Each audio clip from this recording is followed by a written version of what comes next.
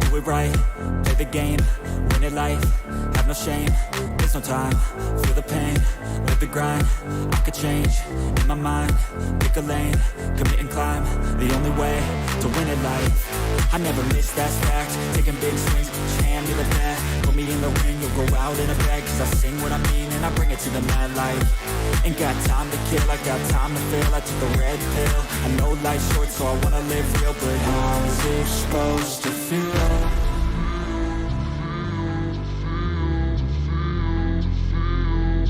How's it supposed to feel?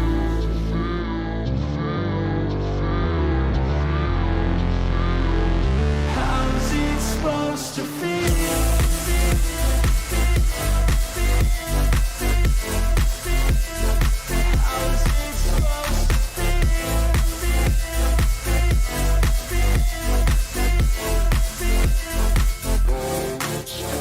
They wanna say my name, but they holding back. They wanna say they hate, but they know it's cap. I ain't play no games, I just do that's fact. And I don't feel no shame, it's a mood you lack. I go crazy, nah, but I ain't lazy. Track after track, I work on this shit daily. Pass me the jack, right as fuel, got me hazy. About to unpack all these things I've been chasing. I've got visions in my head, like memories after death. To be a legend instead of something you can forget. I'm living up every breath, I'd rather lead than be led. I'll fill the seats as I spread with every word that I've said.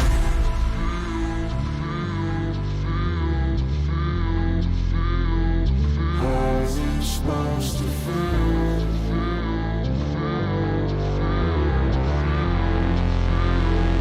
How's it supposed to feel?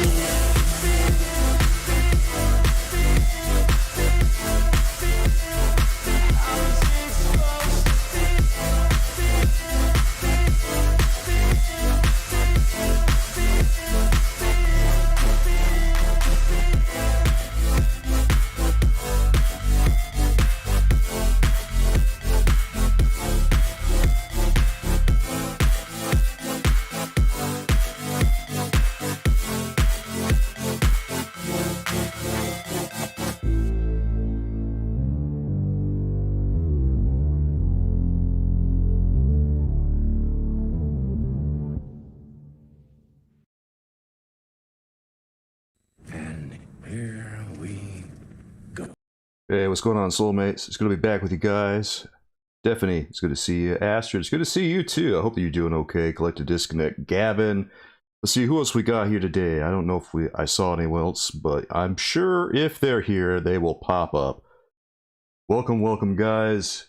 And it's time for our members only stream. As you all know, as you can tell from the title of the screen, or title of the stream rather, we're talking about whether or not Hasbro's windowless packaging has been a complete disaster. Gavin here asks, hey Keever and anyone else, where do you think of Superman turning time again in the Donner cut of Superman 2? Oh boy, I can't remember. It's been so long since I've seen the Donner cut that I completely forgot that even happened. Coolers, it's good to see you, man. How you doing? Well, I will say this, is that the original cut of Superman 2 I thought was fine. Like, Superman 1 and Superman 2 are both really classic movies, and they're the best Superman movies that have ever been made. Collective Disconnect says, I was part of the 15%, lost my job at Hasbro because I said windowless boxes. That's funny, man. Alright, so, you know, I think it might be appropriate to kick things off with this article that Stephanie found earlier. And, well, it's not really news, or, well, it's news, but it's not really surprising or anything like that. And we've all heard about it by now, but Hasbro is laying off 15% of their workforce. And I kind of saw this coming, what with their decreased profits and all the failed HasLabs and stuff. Is anyone really surprised right now? Probably not, but it still is not great for 1,000 people. It's a lot of people. Like, well, let's just go through the article and then we'll talk about it a little bit more. Egg Tade, it's good to see you. If they raise shipping costs, they would not need to lay employees off. That's one solution, yeah. I guess they could do that. Alright, Egg Tade, devil's advocate here. How much do you think they should increase their shipping cost to keep themselves from firing workers. While you decide that, let's go through this article. As we see here, Hasbro warns of weak holiday quarter results, cuts 15% of its workforce. Key points here, Hasbro will cut 1,000 employee positions, around 15% of its workforce. The toy maker warned of weak holiday quarter results, which is the last thing you want to hear when you make toys for a living. And Wizards on the Coast, which includes Dungeons and Dragons, will remain a bright spot, said the company. Okay, that's cool. Glad that we're seeing Dungeons and Dragons stuff at least. Let's see here. Egg Toddy says that shipping should be $9.99. Oh, that's actually a conservative number. I really thought you were going to go higher with it, Egg Toddy. Over me surprised here. Gavin says this is honestly terrible news. You'd think this would be a wake-up call for them to lower the price or to up quality. Seeing pictures of G.I. Joe and Power Ranger figures breaking. Ouch. Power Rangers and G.I. Joe, like G.I. Joe, that's one of their IPs that they own, and they're dumping the quality control on that. Well, here's the thing about corporations right now. When encountered with a situation like this, where they're seeing decreased profits, they will always learn the wrong lesson. Almost always. Without fail. The lesson will not be, wow, we need to put out better product, or wow, we need to do this and do that. No, the thing that they're always going to do, the thing that these executives will always do, is throw the workers under the bus. So, I'm personally not surprised by this, but still, it's not great for the people who work there, and they really don't, 1,000 people don't deserve to lose their jobs. I don't want anyone to lose their job. If anything here, the Astrid is right. They should be choosier in which toys they make. I mean, obviously, you have to make toys that people want. If you just put out obscure character after obscure character like they've been doing with Marvel Legends, of course they're not selling, because no one wants it. I mean, Yondu, is he cool to see? Sure. Does anyone really want him? I mean, maybe like 5 people.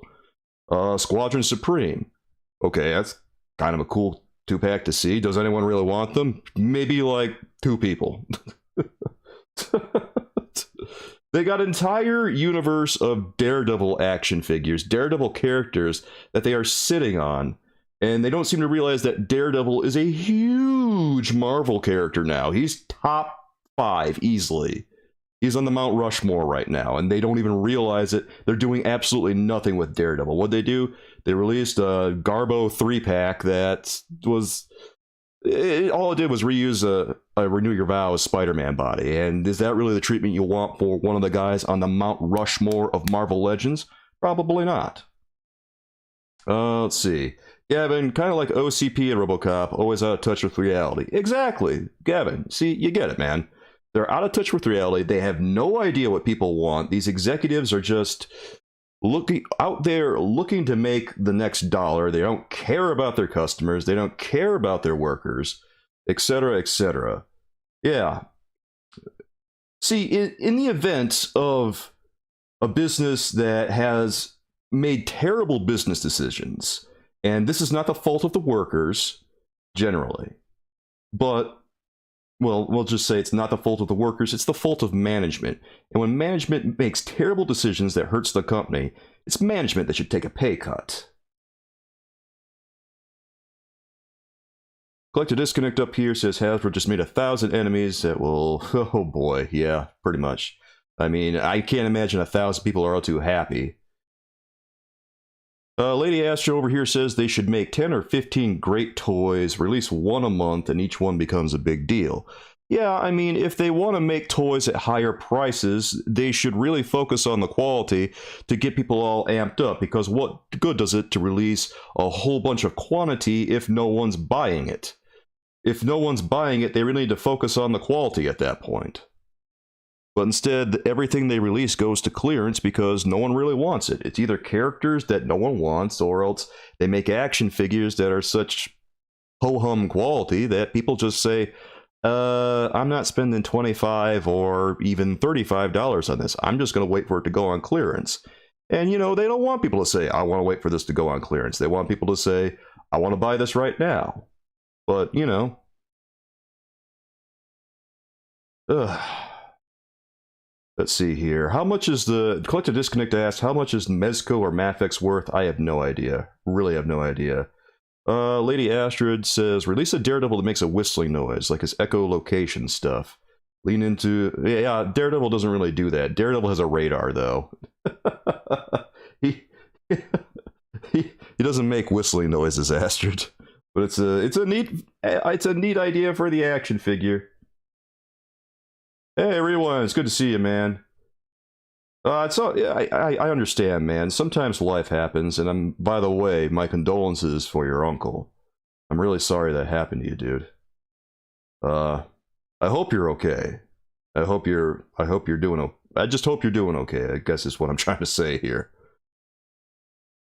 Egg Toddy, Soulkeeper brought Hasbro down with my reviews. Dude, if my reviews are causing Hasbro to tank, then maybe the action figures just weren't that good to begin with. I really doubt that my 5,000 plus subscriber channel is doing anything serious to Hasbro. Because if they were making good products, then I wouldn't say the things that I do about a lot of the stuff they release. Like the recent Spider-Verse stuff that they just revealed. Well, it didn't get revealed, but it got leaked. I said nice things about those because they did great work on that. And I give them praise when I think they do great work. But if I don't think the product's any good, then I'm not gonna, sugarcoat it and spoon feed it to you guys and tell you, oh yeah, this was great, when I don't really think it is. I mean, it would be dishonest of me. Why would I do that? Collective Disconnect here says Hasbro should stop sending their products to the top 10% of popular YouTubers and send them to the little guys who can turn into fanboys and get their followers to back Hasbro again. Yeah, there's all these guys that get product from Hasbro, and I don't know what the details about that are. I don't get product from Hasbro. All I do is look at the ones that I think are gonna be most interesting to viewers. Hasbro's current influencers aren't cutting it. I can say right now, Hasbro is almost definitely never going to work with me. Like, if they ever did, it would be news to me. It would be a surprise to me. Well, let's continue with this article, guys, and take a look at what else is going on here. Hasbro said Thursday, wow, just yesterday, they would fire 1,000 employee positions and warned of weak holiday quarter results. Shares of the toy maker fell more than 6% in extended trading. Ouch. Despite strong growth in Wizards of the Coast and digital gaming, Hasbro Pulse, and our licensing business, our consumer products business underperformed in the fourth quarter against the backdrop of a challenging holiday consumer environment, said Hasbro CEO Chris Cox. Well, let me just reiterate here that if this is happening, if everything they're doing is underperforming, then management needs to take a pay cut. They shouldn't be firing workers because now they've just demoralized their entire workforce by eliminating a lot of people. Like 15% of their workforce is not a small number. That's a lot of people. That's a lot of people whose work friends just got axed. And, the people who are still there, they're probably not feeling too happy right now. How can they produce good work if they feel like they are in an insecure work environment? Let's ask that. How are they supposed to work if they're constantly worried about getting canned? It's not possible, because they're just going to have this wave of anxiety that falls over them, and they're going to underperform in their work. They think they're underperforming now. It's going to be even worse now that they just fired 15% of their team. Indeed. Rewind. May your uncle rest in peace, man. Well, I'm glad you're here, and I hope that hanging out with us takes a little bit of the weight of the world off your shoulders, brother. We were all wondering where you were, actually, and well, I guess that answers it. Because we've been talking over on my Twitch channel the past couple of days, and we've just been having a good time hanging out. And we missed you. Let's see. Okay, Hayden here says Hasbro needs to complete more teams. They're so bad about it that every time it happens, it seems like a rare event to be celebrated. Yeah, I mean, completing teams is cool, of course. Like, it's nice they're doing Squadron Supreme action figures. It's just, like, I guess they just have to do. They have to have, like, Marvel do a better job of promoting the characters, right?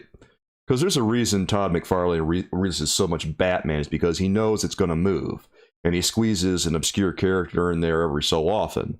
But he doesn't do a lot of it because he knows that, well, you know, we throw this out here to whet their appetite, but I know this isn't going to move.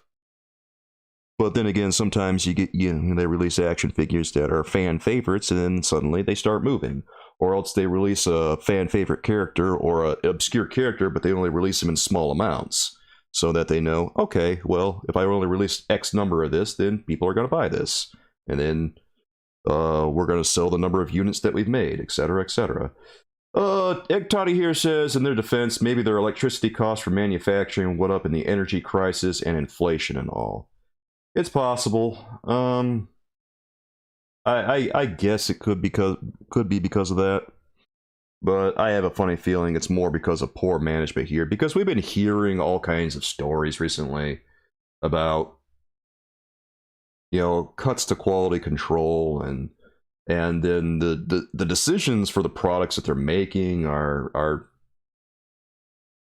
just leaving fans saying to themselves that they're going to wait for clearance. Like, every time I see a Marvel Legends post or just anything right now, it seems like everyone's just saying, well, I'll just wait for it to go on clearance. And waiting for things to go on clearance, that's not how the company makes its money. They don't want you to say, I want this to go on clearance. They want you to say, I want to buy this right now. Yeah, Marvel is terrible at advertising their own products, and honestly, DC isn't much better, because, like I said, there's a reason that Todd leans into Batman so much, is because Batman is the most well-known character at DC, followed by probably Superman and then Wonder Woman. Those three, it's hard to argue with him, because, you know, what's he going to do? Is he going to make X number of characters that no one cares about? No, he's probably just going to release more Batman, because he knows people are going to buy it. Collected Disconnect says you have like 20 McFarlane pre-orders from this month alone, one Marvel Legend, and that in itself is pretty telling.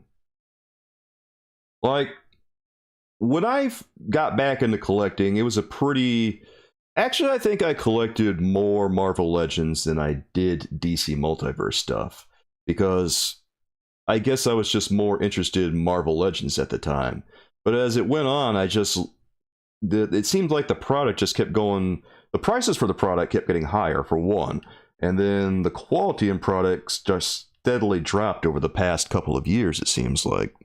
Like, in 2021, things seemed like they were still pretty okay. Over the course of the past year and a half or so, it seems like things have just been... the action figures have become less exciting, it feels like.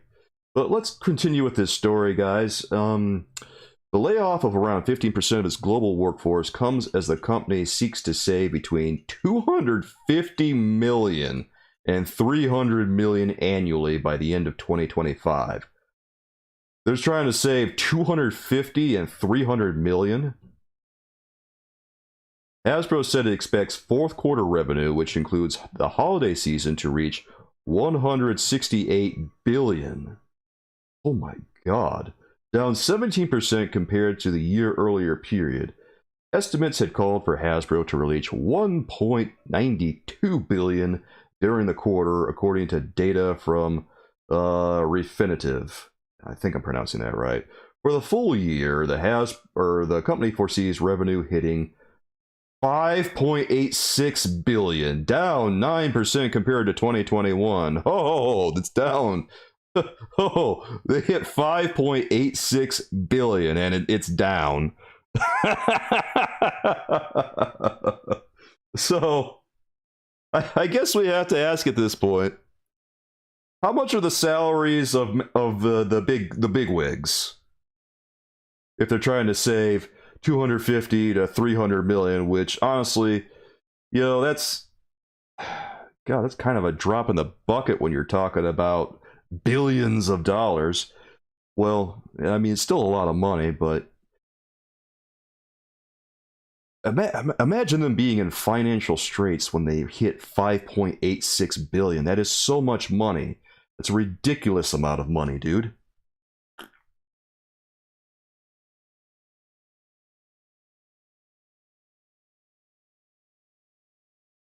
I'm going to call it right now. I don't think there's any reason for them to fire anyone with 5.86 billion in their pocket.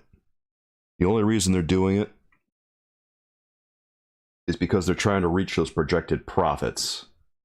It's literally the only reason. Well, the full year 2022, in particular the fourth quarter, represented a challenging moment for Hasbro. We are confident in our Blueprint 2.0 strategy, unveiled in October, which includes a focus on fewer, bigger brands, gaming, digital, and our rapidly growing direct-to-consumer and licensing businesses, Cox says.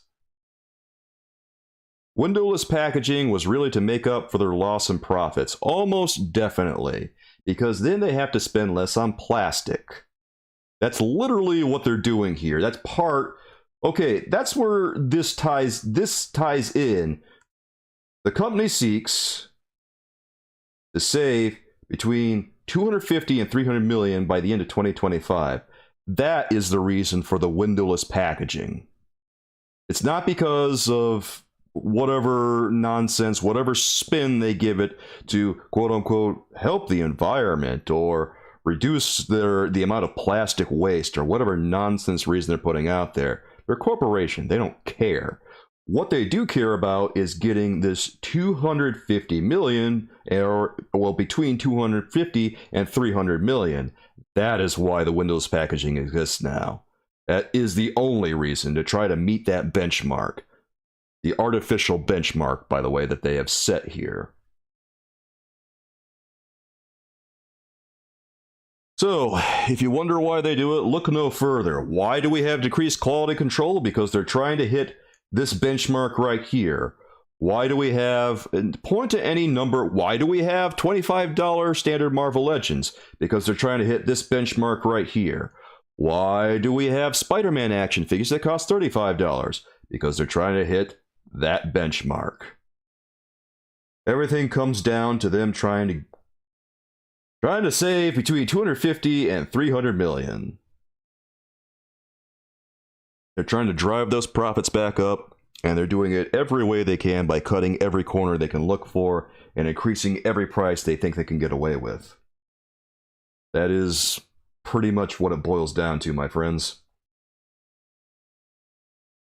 The company has faced revenue woes in recent quarters as it contends with tough comparisons with pandemic-fueled toy sales, inflation weighing on consumers' wallets, and high levels of inventory.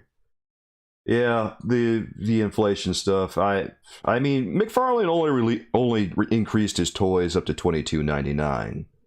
So I'm not really buying inflation as a reason for why their action figures cost so much now, especially like Spider-Man that we just saw for $34.99. Inflation, it's a thing, but it's not like that big of a thing. Wizards of the Coast, which includes Dungeons & Dragons, Magic the Gathering, and digital gaming, will remain a bright spot, the toy maker said. The company expects the division to have generated $339 million in revenue during the fourth quarter, up 22% compared to last year, and reach $1.33 billion in revenue for the full year, up 3% from 2021.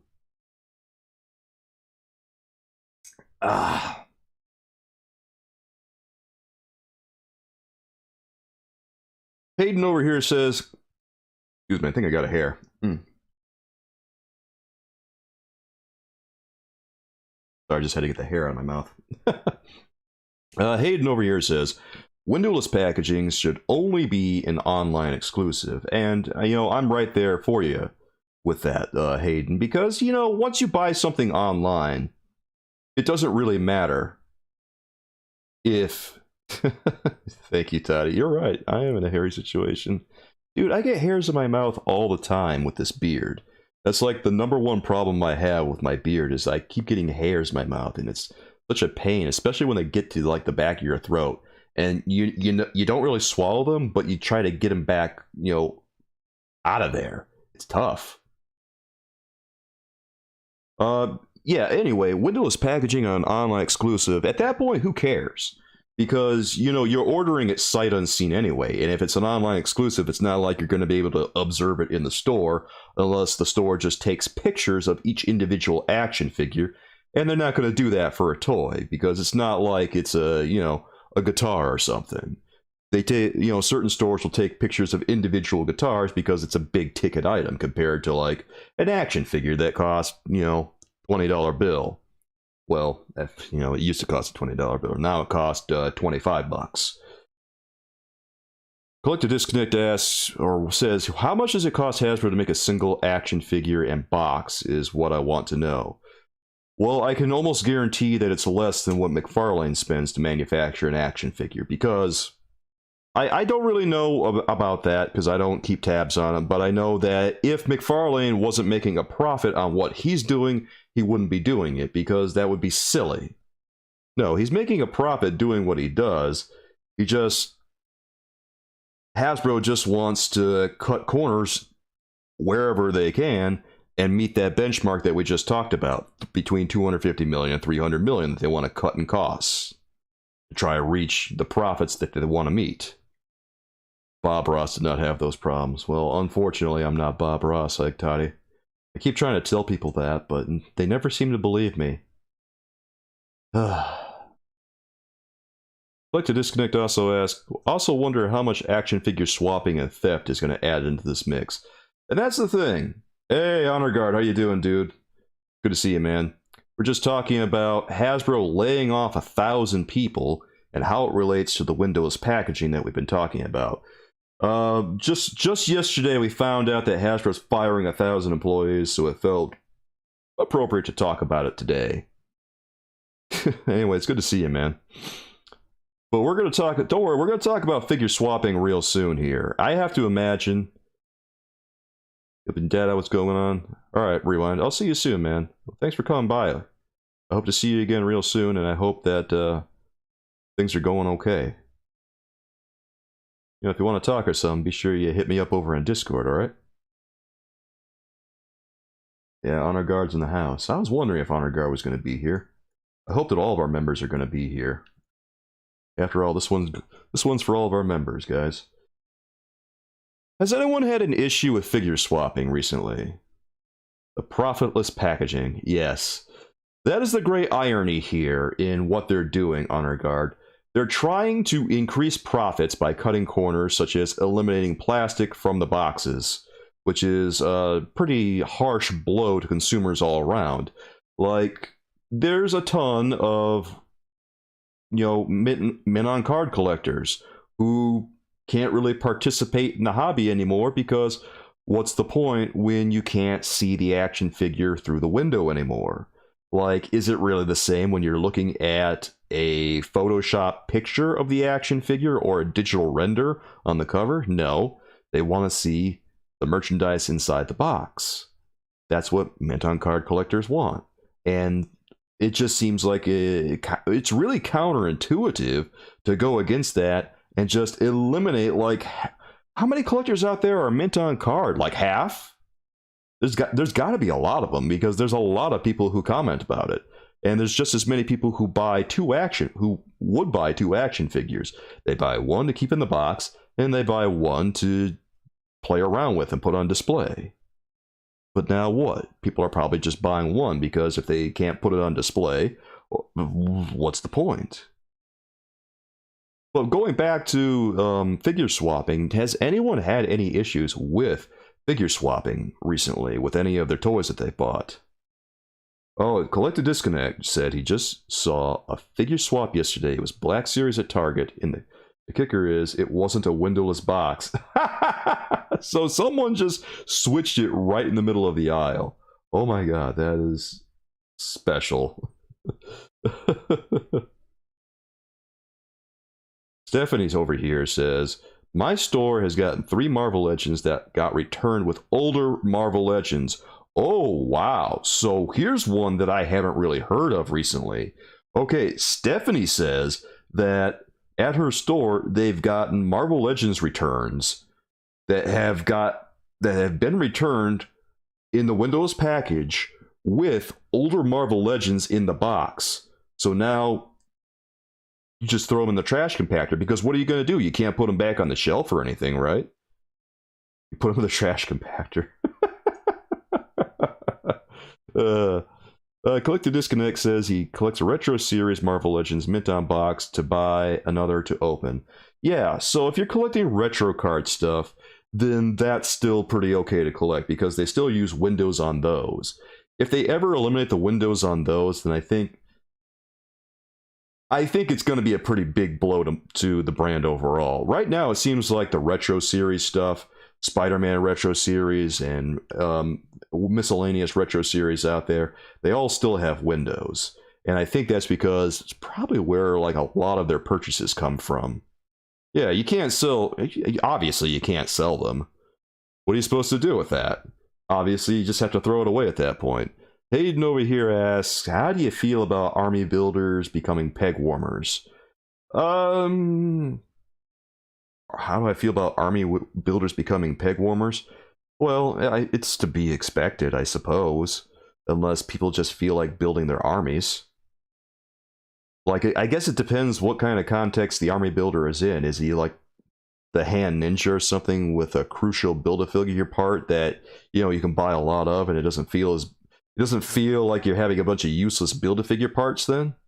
Because an army builder like that it's fine. It'll move because, you know, you want lots of legs, you want lots of ninjas.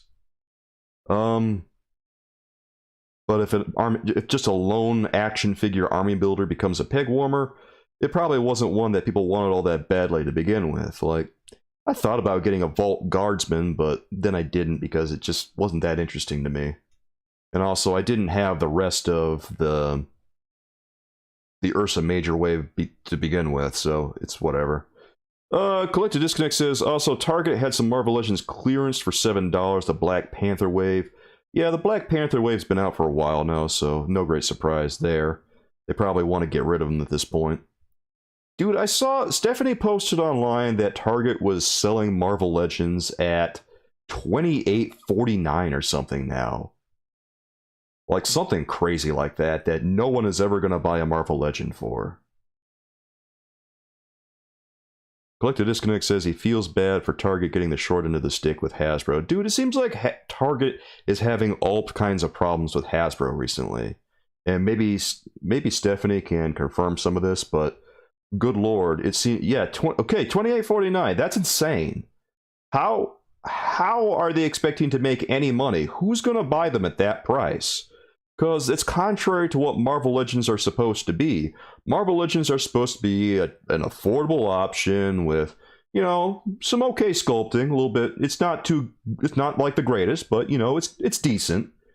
But it's still affordable for people. But now it's at the point where it's competing with Marvel Select, which is supposed to be a higher end midpoint option, I would say. Well, slightly more higher end, I guess is how I would put it for Marvel Select. But once you start competing with Marvel Select, then, I mean, what's the comparison anymore? Hayden says there's a ton of Black Series Imperial Army Troopers at your Target.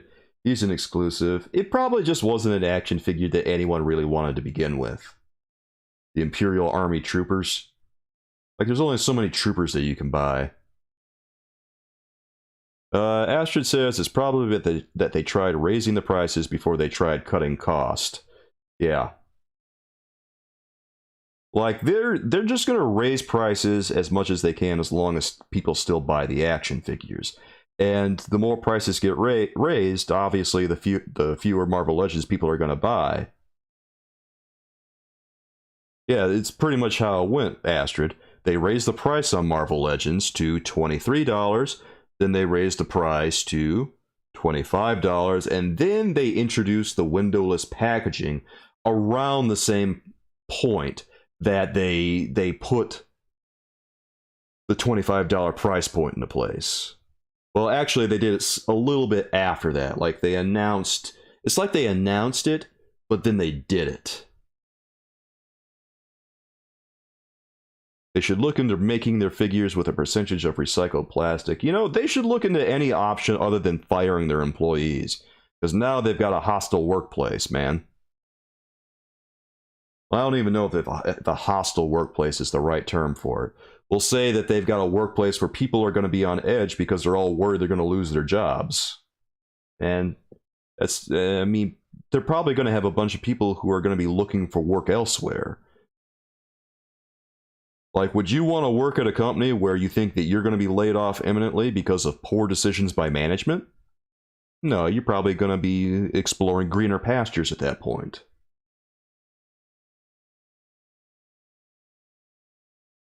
Oh, wow. The Imperial Trooper is the one that Collected Disconnect saw figure swapped yesterday at Target. Okay, that's kind of funny. Honor Guard here says, and then they added another price tier for so-called deluxe action figures that oftentimes are deluxe in price only. Yes, believe me, I noticed that. The deluxe action figures at the end of 2021, I noticed, did not seem all that deluxe because, as you saw, we saw Ragnarok, we saw Defender Strange in deluxe packaging, and I noticed looking at those that they really didn't feel like deluxe action figures to me. They just look like really standard size action figures, and when I think of a deluxe action figure, I think of some big boys. I think of, like, I don't like to think of the Hulk as a deluxe action figure because he's such a common character that I think that Marvel Legends packaging should be made around the size of the Hulk. If it can't accommodate the Hulk, then it shouldn't be a standard Marvel Legends packaging. That's what I think, because he's just that important of a character. But, you know, they put the Hulk in deluxe packaging now, and they call him a deluxe character. But I said what I said, and I stand by it, soulmates. The Hulk should be the gold standard for what size Marvel Legends packaging should be. To collect a disconnect, how does the relationship work with Target and Walmart? Does Hasbro rent their pegs and shelves out, and Target get a percentage of sales, or does Target buy from Hasbro at discount? As I recall... Ugh. I believe that Target buys a certain number of Marvel Legends or whatever product that they get, and they devote a certain amount of shelf space to them. But they also have agreements in place where they can put the action figures at a certain amount on sale. There's some details I read a while back that are slipping my mind right now. But what they can do is they're allowed to take a certain percentage off after a certain amount of time. But if they want to go with, oh god, I forget what it was. I don't want to, you know what, I'm just gonna, someone in chat probably remembers it better than I do, how these things work. And as a matter of fact, Stephanie probably knows better than I do. But I do know that these things cost between $1 and $3 to make. Astra's right about that. What happens when they make toys, or what happens when they make anything, is the product that's being sold at retail is generally about 20 times or 10 times what it costs to make. Not 20 times, 10 times what it costs to make. So ballpark, it probably cost about $2 to make a Marvel Legend, or yeah, about $2 to make a Marvel Legend, and probably around $2 to make a DC Multiverse. What they do for store exclusives is, like, in exchange for having shelf space, they will ask for a store exclusive. And they'll want things that move, which is why Walmart got a Spider-Man action figure that was, you know, the retro card cell shaded release that Walmart got. They want exclusives that they think are going to move, like Batman, Spider-Man, stuff like that. But, you know, you saw how well they handled the retro card Spider-Man. Ugh. Just thinking about it all. Ugh. Moving on with this article. This is kind of a long article, isn't it? The division recently came under fire from fans after Hasbro attempted to rewrite a 2-decade-old open game license for Dungeons & Dragons in order to boost revenue. Really? Okay. Earlier this month, the Rhode Island-based toy maker postponed its update of its licensing terms in order to address mounting concern from the D&D community, which largely viewed the proposed changes as overreaching and unfair to third-party content creators. Hasbro said it still intends to create a new open game license, or OGL, but that it will not include a royalty structure or give itself access to intellectual property made by third-party content creators. The company is set to report its fourth quarter earnings February 16th. Okay, that's the end of the article, guys. Well, that's interesting, and I can't wait to see what happens next. Well, let's put a picture of Windowless package Amazing Fantasy Spider-Man up here while we talk about things now that we're done reading that.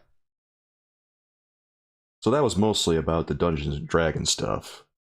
I guess the most tragic part of that is just, well, it is the most tragic part, is that they're going to be losing a lot of employees over at Hasbro. That's too bad. Do I think they will keep doing window packaging for the retro stuff? Probably, because I think the retro stuff has to be what sells the best. Like, the Spider-Man retro card stuff, I think they move a lot of units of that, so the incentive for them to keep that packaging in place is pretty good. If they don't make the money they want to make, they might start changing things. So, it depends, because it would require them to completely redesign the packaging, unlike the standards Marvel Legends packaging, where eliminating the window was not really all that hard for them to do. Because, they've already got the box in place. It's not much of a stretch for them to just extend the cardboard all the way down. But Crom, it's good to see you, dude. Hope that life is going alright over there. Glad you're here with us today to discuss this windowless packaging. Stephanie says that Target loves DC Multiverse figures because they're always selling. Yeah, which is why they offer them more shelf space than Marvel Legends. Like, it really depends on the store you go to, I think, but when you go to... What I've noticed when I've gone to Target is that Target has a lot more shelf space devoted to DC Multiverse than Marvel Legends, because it seems like their DC Multiverse action figures are moving better. They're always selling out. When they do go on clearance, it's like 5 figures, where Marvel Legends go on clearance, there's over 10 figures or more. Yeah, I noticed that when there's a clearance at Target and stuff, that there's always... I don't know, there's always like a lot of Marvel Legends that seem like they're always the same ones. Like, the last time I was at Target, they still had Bone Breaker and the controller wave stuff. None of that was really moving. It doesn't seem like anyone really wanted it. Yeah, I think it's Bone Breaker more so than controller. I don't know what it is about the X-Men, but they don't seem to be moving all that much. Probably because, people know who Wolverine is, but they don't really know who anyone else is. Crom says he likes the cards so much that he keeps those in the packaging, and sometimes the packaging is better than the figures. I think that's the case with the Marvel Legends 3 3/4 inch stuff. The packaging on those is more exciting oftentimes than the figure itself. And I think that a lot of people say that they buy them just for the cards that they have. And, whenever I do get a comment on one of my Marvel Legends 3 3/4 inch videos, it's always people saying that I'm missing the point of the action figures, but I don't think that I am. Because there are comparable action figures being produced at that price point, and there's better work being done in the line itself as well as elsewhere. So, there's some good Marvel Legends 3 3/4 stuff that has been released recently. Like, the new wave has Luke Cage, Doctor Doom, and Spider-Woman, and I thought that those were all pretty decent releases. Doctor Doom was particularly exciting. And plus, they're also re-releasing Hulk, Spider-Man, and Wolverine. And Wolverine is one of the better 3 3/4 inch action figures that they've released in that line. Has anyone gotten a Marvel Legends figure with bad paint apps or missing accessories? Has anyone gotten them? Michael from Retro Blasting's vid on the Spider-Man and His Amazing Friends multi-pack finally made me take it off my wish list. Did he review it? Because I wasn't aware if he had or not. I thought he did a video about Spider-Man and His Amazing Friends or something, but I didn't realize he actually reviewed the 3-pack. I thought he just like assembled them from the individual releases of the action figures. I'm not sure, Hayden. I don't watch a lot of Retro Blasting stuff. I think the last video I've watched of his, he was talking about the new Indiana Jones releases, and he didn't seem to like them very much.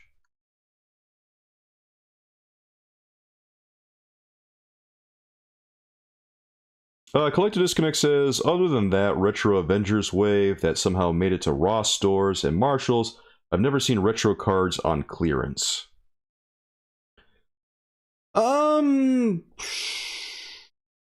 I've seen retro cards on... Well, I've seen retro cards on sale. I have not seen them on straight-up clearance. There's like a difference between on sale and clearance. Clearance, they are trying very obviously to get rid of them and make shelf space. If they're just on sale, then they're trying to just, you know, I think when they're on sale, it's that percentage that they're taken off at initially, but then they get, God, I'm trying to think of the way to phrase this because I read it a while ago, and I know how I kind of on one level know how it works, but I'm having trouble articulating it. But there's a difference between going on sale and clearance. Like, they go on sale, they take a few bucks off, and like you get it for an okay price. But clearance is like when you start getting the action figure for rock bottom prices, like $7 or $2, and God. Stephanie, you posted a picture of Moonstone over at Walgreens recently, and that one was on straight up clearance because they were selling it for $2 and change. It was like, what, $2.49 or something crazy like that? And I wasn't really thinking about... Well, I was kind of thinking about getting Moonstone because, well, she's the last Walgreens Marvel Legend, so I figure, hey, she's a villain, why not? You know what's tragic is... the Walgreens exclusives have been easier to get than the Walmart exclusives, so I'm going to miss Walgreens, ironically. I made a video complaining about Walgreens exclusives like back in the middle of 2021, and ironically, you know, at the end, Walgreens got so much better at it. Like, they started carrying them all, and they kept them in stock, and you could get them all very easily. I have to admit, Walgreens did better. So now I'm in this weird position where my video's out of date and now things have changed. Now Walmart is the one that has trouble with exclusives. Never thought I'd say that. Walgreens, we will miss the exclusives there. Maybe I'll go to a Walgreens store sometime soon and see if I can get the Moonstone for like $2 and change. Because if I can do that, that's going to be a W. Let me say this. I have bought a handful of Marvel Legends that have had windowless packaging. Mift says, this windowless packaging is great. I mean, toy collecting isn't supposed to be fun. It's supposed to be stressful and infuriating. And this definitely helps with the experience. Oof. So I bought 3 windowless figures in the past year, guys.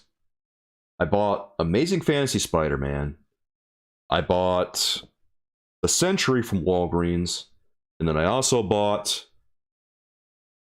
oh yeah, Wolverine from Shop Disney. And the experience on all those was pretty okay. Well, I haven't done a review of the Sentry yet. I'm going to do a review of the Sentry in February, guys. Just FYI, we are going to see a lot more reviews, short-form reviews, starting in February because of YouTube's new focus on shorts. So just be aware of that. There probably won't be a lot of long-form reviews anymore. Because it'll be... Honestly, I get better engagement and stuff on the short-form reviews than I do on the long-form reviews. Much to my surprise. I'm okay with that. Just letting you guys know here. Egg Toddy says... Okay, wait, Collect to Disconnect says you got a new Black Series Trooper from Walgreens for $2.49 and Sentry for $7. Dude, I wish I would have waited to get Sentry because I bought Sentry full price at a Walgreens store. Just because I saw him there, I said, well, or I guess I'm already here, I might as well get him. Of course, not long after that, Sentry went on sale, and then I kicked myself because I could have gotten all the Walgreens exclusives for like rock bottom prices, like half price or something. I was so mad. I bought Baron Zemo and Jigsaw at full price, Sentry at full price. I was kicking myself. Ah. Well, you know what? I'm just going to get over it because you can't just focus on that. You worry about buying things on sale. It drives you crazy, dude. God, don't I know it? Collect to Disconnect. I'm envious of you guys. Egg Toddy here says, windowless packaging equals less plastics equals better environment. I love you. I love you, Egg Toddy. Thank you for trolling my chat. this chat does need a little bit more trolling here and there. Let's see. Miffed over here, he says, my friend bought me the how do you say this anyway, this company? Toei Spider-Man? I'm just going to call him Japanese Spider-Man. Got him Japanese Spider-Man for Christmas, and I think that's the only windowless figure you've gotten. You just don't collect Marvel Legends too often. I've been hearing this a lot from people recently, where they just say that they don't collect Marvel Legends all that much anymore. Like, is anyone in here a really serious Marvel Legend collector? Or have we just kind of... Or have you kind of just cut down on a lot of your Marvel Legends? Like, does anyone here buy Marvel Legends really regularly anymore? Or have you kind of shied away from it? Or did you used to be a Marvel Legends collector and has the windowless packaging cut down on the amount that you want to buy? Is the windowless packaging affecting your purchases? Obviously, like Miffed over here. Toei. Oh, thanks for the heads up there. Toei. Okay. I'm going to have to keep that in mind. Collect to Disconnect never thought about the animated X-Men figures as windowless until now. Just thought they were special VHS boxes. Oh yes, you were tricked. You were definitely tricked. Believe me, they still have that plastic-free label on them, just like all these other boxes do. That was a windowless packaging, brother. They were just trying to sugarcoat that, make you and ease you into the transition. It all started, and I know a lot of us might not realize this, it all started with that X-Men VHS packaging. Oh, look at this VHS packaging. Doesn't it look so nice with all the illustrations? Doesn't it look fancy? Oh, you really want this, don't you? And then they just ease you into that plastic-free business. Because believe me, I noticed that when I opened my X-Men VHS package that, oh, he's kind of just stuffed in this cardboard. Because, you know, if you watch my review, the way that they're stuffed in there, it's not really getting any points for presentation. It's just kind of packed in there in a bunch of cardboard. And now all Marvel Legends are pretty much packed that way. Cooler says that the only reason I can see why Hasbro went for windowless packaging is for nice, sweet tax cuts. Well, that's another reason. There's a couple of reasons they went with this. One, because they're cheaping out to try and save money because they're trying to make their profit margins. If you saw any of that article that we were talking about earlier, you know that they're trying to save between $250 to $300 million. And one of the ways they're doing that is by cutting out the plastics on the packaging, going full windowless. Another way they're doing that is cutting down on like quality control, because obviously they've been having a lot of those issues recently. I haven't experienced any of them, but a lot of people have. And now the latest way they're doing it is by firing 1,000 people.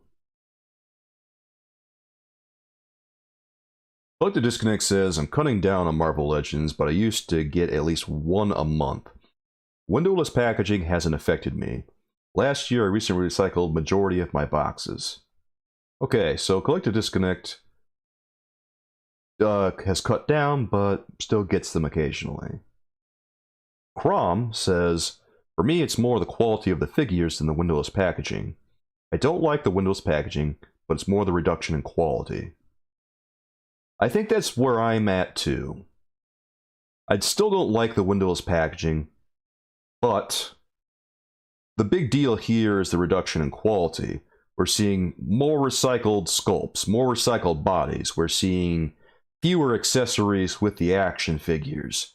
We're seeing like just a decrease in quality in general across all these action figures because we're hearing about a lot of breakage and a lot of low quality paint applications. Myth says the windowless packaging confused me at the store today. I found a bunch of basic Power Rangers figures, and without seeing what was inside, I thought it was Lightning Collection and I almost bought them. Really? So, I guess, how are you confused?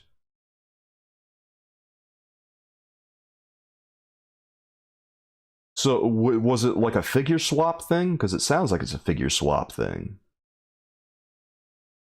Like, did it say Lightning Collection on the front of it, and then you looked inside the package? Here's another question.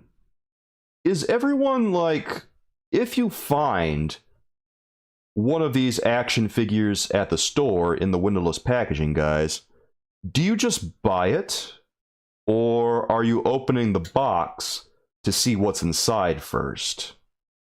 Because this is something that I think a lot of people are probably doing to make sure that they're not getting a figure swap. They're probably opening this package right in the store. And once I saw this, I said to myself, I can almost guarantee that's going to happen. Is anyone actually doing that out of curiosity, everyone? I have not, but that's mostly because I order the majority of what I do online. Also, you know, I can tell when the tape has been tampered with. So if I see that the tape has been tampered with, then I just skip it. Collective Disconnect says, the majority of my collection is Marvel, but I'm getting way more McFarlane DC this year for sure. Hey, is that my doing? Did you start buying DC because of me, or were you already into it? It would be funny if people started buying DC because of me. In which case, Todd McFarlane should keep me on staff. Kid. I can't even get Todd to respond to one of my emails. I've emailed McFarlane Toys like 4 times trying to get a response out of them for like customer service or just an interview with Todd McFarlane. But man, they just don't respond. The people who I don't know how people get a response out of McFarlane Toys. If anyone does, God, you're more talented than I am in that regard. Cooler says that he's cut down a lot on Legends. Switched more over to G.I. Joe Classified last year, but even that line has gone cheap and windowless. Ouch. What kind of issues are they having with G.I. Joe, by the way, Coolers? Because I don't keep tabs on G.I. Joe because, you know, the nature of my channel, but I am interested in knowing what's going on. Is it the same kind of thing we're seeing with Marvel Legends? Collective Disconnect says, I'm not boycotting Marvel Legends just because the windowless stuff, but I don't need that many anymore.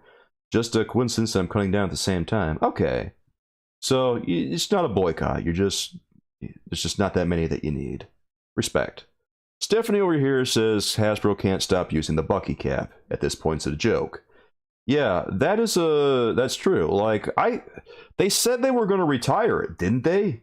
Like, everyone heard that, right? They said they were going to retire the Bucky cap, and they really need to retire it, by the way. And in case you haven't noticed, guys, the latest use of the Bucky cap was on Dr. Spectrum from the Squadron Supreme box set that they just revealed. And I can't believe it. They're using Bucky cap all over again. I know that he's got different arms. He's got pinless arms, but come on. Like, 80% of him is Bucky cap, man. Bucky cap in 2023 looks like trash. And I can't believe that they're still using it. It looks so bad. It's like it's this 11-year-old body, and it looks so bad. Yeah, I know. Collected Disconnect, the feet are so small. It looks so disproportionate. It looked fine 11 years ago, but now it's bad. It was bad after 5 years, man. They should have retired that in 2017. Oh, thank you, Egg Toddy. Well, at least there's one fan of the Bucky cap. We can always count on Egg Toddy to be a fan of something we hate. How many Bucky caps do you have in your collection, Egg Toddy? I bet Egg Toddy has exclusively Bucky caps. If there's ever an action figure made of me, and I think that our boy Inglorious Draven is working on a head sculpt of me, then I think that the right thing to do would be to put my head on a Bucky cap. Just do it. Do your worst. Make it as tacky as possible, guys. Honor Guard, I'm reading some comments from way up here just because I'm missing them, guys. Honor Guard says that one of the main issues, or his main issues with Hasbro making the switch, was the blunder with the renders on the package not matching the figure inside on multiple releases. And that is very true because we have seen multiple times on Marvel Legends recently that they get themselves in poses on the digital renders that are not able to be duplicated with the actual action figure. We saw that on Gore the God Butcher. We saw that on the Sentry because, you know, he's in this Superman style pose that makes it look like his hands can be bent like this. But his hands don't bend that way. They just bend back and forth. It is impossible for him to do that without breaking the pegs on his wrists. And then Gore the God Butcher, I think his hips were doing something that can't be done. Also, he was like, they show the action figure pinless a lot, and then meanwhile you get a pinned toy in the box. So these digital renders are just not doing it. They keep putting inaccurate images of the product on the box, and then what you get inside is something completely, well, maybe not completely, but very different regardless.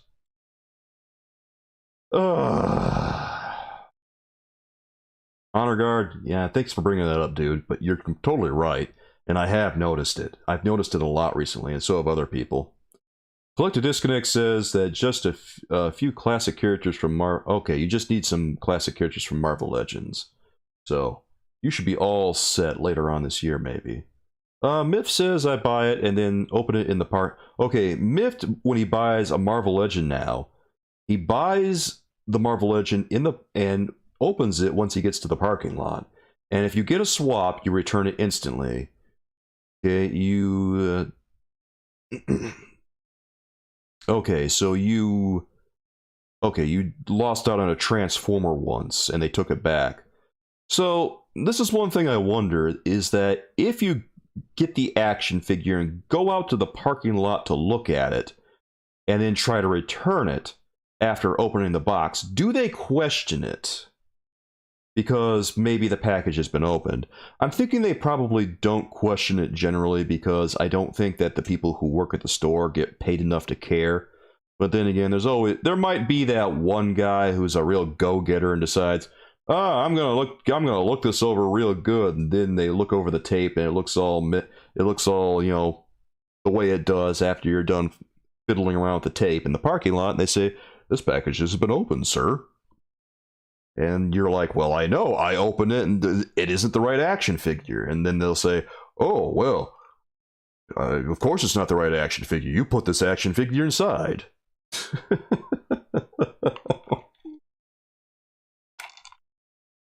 That's a scenario that I'm worried about people having with these windowless packaging. There's just so many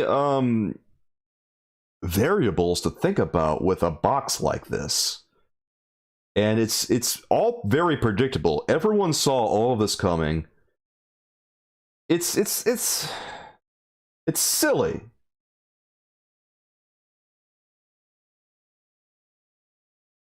We all saw it coming, and yet they did it anyway, and all the results here are predictable.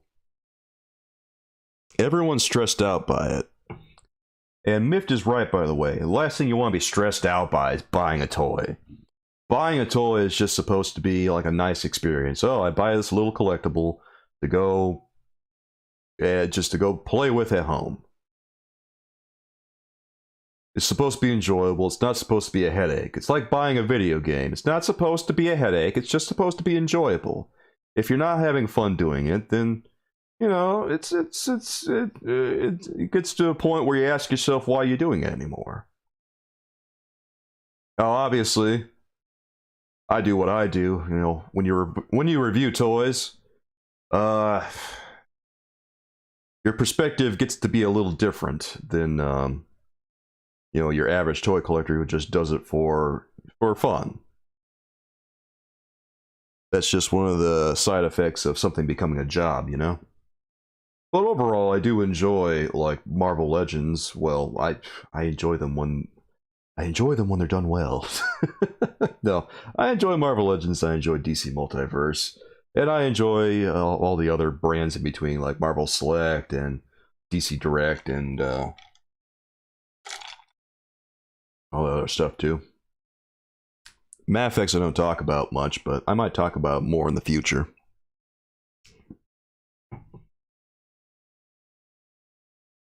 Where were we with some of these comments?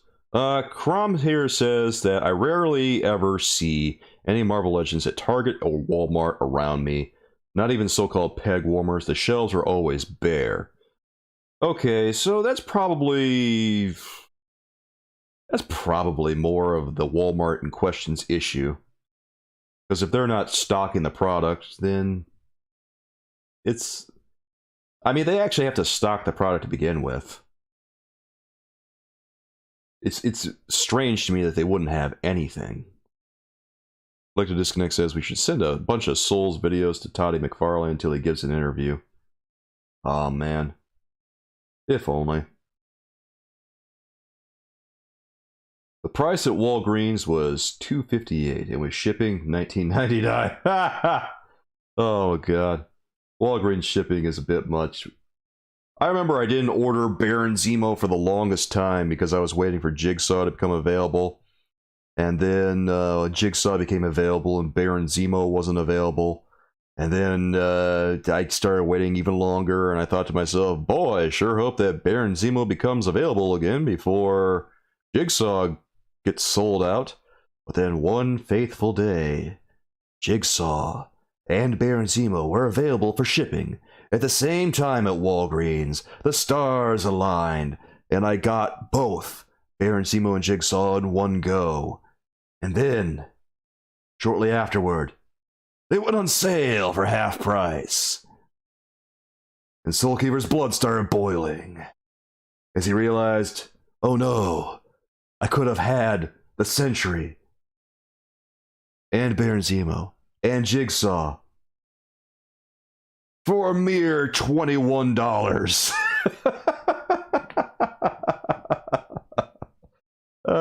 Like I said, when that kind of stuff happens, you just gotta let it go. It'll drive you crazy.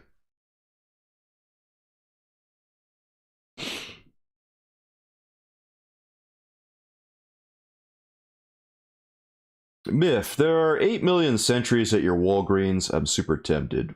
You know, if there's that many Sentries, just wait for them to go on sale. And if they are on sale, well, actually, you know, it depends how much you want the action figure. If you really want it, excuse me. If you really want it, go and get it. Or if you just feel like waiting for it to go on sale, go and get it then too. I got a full price. The one I got, it seemed alright. I didn't really take a good look at it, but I did take it out of the package long enough to make sure that everything was in order. Because I was a little worried with the new windowless packaging that there wasn't going to be a Sentry in the box. And that's when they releasing Fat Thor, though. Egg-Toddy, they already did that like several years ago, man. They did that in like 2019, didn't they? My man, you missed Fat Thor. Fat Thor came and went already. Poor Egg-Toddy. Can anyone point him toward a Fat Thor? Collect a Disconnect. Ask Walgreens employees how much it costs. They said there was a Walgreens member price for $7, which is what you got it at. Really? That's curious. I remember during the Walgreens sale that they had in 2021 that they were really picking and choosing which action figures were for sale, which ones weren't. Pretty much what it was that every Marvel Legend was for sale, was on sale, except the ones that were Spider-Man based. Those were full price. Because even Walgreens has a Spider-Man tax. Miff says, I really do want Sentry. He's one of those really niche characters that I'm a sucker for. Well, go get it then, man. There's no reason to deprive yourself. Especially because it might be on sale, too. Because as we've seen from the Discord that Stephanie posted the picture in, Moonstone is on sale, apparently. I don't know if that's the case at every Walgreens, but hey, maybe he is too. So, yeah, go and take a look. It was on sale for $10 at your Walgreens. Oh, wow! So, Sentry probably is on sale then. Yeah, Miff, now's the time to go and get him, man. There might be a better price eventually, but you never know. $10. You don't need my permission to dip your toe into Marvel Legends. You can go get Marvel Legends whenever you want, man. You don't need my permission. Just because I talk smack about some action figure or something. Coolers recommend Sentry. Even with the odd box, it's a solid figure. Yeah, go and get it, dudes. I got it. I thought it was fine. I didn't play around with it much. What I was getting into before I went off on a tangent there was that I have kind of done this with every Marvel Legend up to this point that I've bought with a windowless box. And this is something I didn't used to do. With the new windowless packaging, I have been opening every box to make sure that I actually have the merchandise that I paid for. And I didn't used to do that because, you know, it had a window. You didn't have to. You just look through the window and see, okay, yeah, everything's in there. Looks good. Now, when I get these things, what I used to do with my reviews when I was recording footage for action figures is I would just set the box up and I would have a whole experience where I unbox the action figure and play around with it and just make mental notes as I'm going along of all the stuff that I think about it. But now, I have to unbox it ahead of time to make sure that I've got what I paid for. I had to unbox Amazing Fantasy Spider-Man, which is one of the biggest releases from Marvel Legends in the past year. Like, that did very well on me on YouTube. That did very well for me on YouTube as a regular video. Well, it did okay as a regular video. It didn't do, like, super, super well compared to, like, a lot of the other videos I've made. But it did extremely well as a short. It got over 10,000 views. And then the same was true for Wolverine. That's another one that did really well for me as a short. It did okay as a regular video. But I had to open that one too and make sure that everything in there was all in order, that he had all of his accessories, that it was the actual action figure in there and didn't get swapped. There's a sense of paranoia with these new windowless packages where you have to look inside there and see if you're actually getting what you paid for. And, you know, I don't like that very much, that I have to do that. It's... I guess right now it is what it is, and there's nothing that I can really do about it, but it's kind of depriving me of that feeling I get when I'm opening the box for the first time on camera and taking it out of the box and messing around with it a little bit. Now, before I even go on camera, I gotta open it up and make sure it's in there, and then if it's all as well, I just stuff it back in the box for the time being. Kind of takes the magic out of the whole experience. Miff says he's glad that he mostly collects import action figures and stuff. Most of the major lines like SH Figuarts and Figmas still have windows. Yeah, good. Didn't wasn't there an SH Figuarts of the Amazing Spider-Man, the version of Andrew Garfield's Spider-Man from No Way Home recently, that was announced that he wouldn't have a headless, or not headless, he wouldn't have a unmasked head in the package? Because I think that they announced that, and they couldn't come to some licensing agreement with Andrew Garfield's estate or something. I'd like to disconnect. I was that guy at Walmart and Target that would take every figure laid out so I can check paint apps and choose the cleanest looking figure. Yeah, now you can't even do that. If you want to do that now, you pretty much have to open every box in the aisle.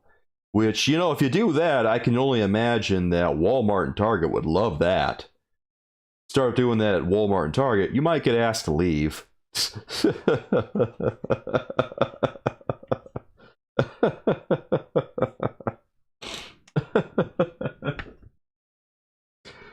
I can only imagine, guys. I can only imagine. Alright, we're going to take a short ad break, my friends. I'll be back here in a couple of minutes. Or not, well, maybe not a couple of minutes. The ad breaks aren't really that long. But I will be back in a second, guys, so stick around. Oh, he has the Andrew Garfield head, does he? I thought he didn't have it. Hey, Eddie, how you doing? Thanks for the 4 months, by the way, dude. Appreciate you being here, man. How's life treating you? I'm going to be back in a couple of seconds. Stick around, guys. We're going to continue this right after these messages.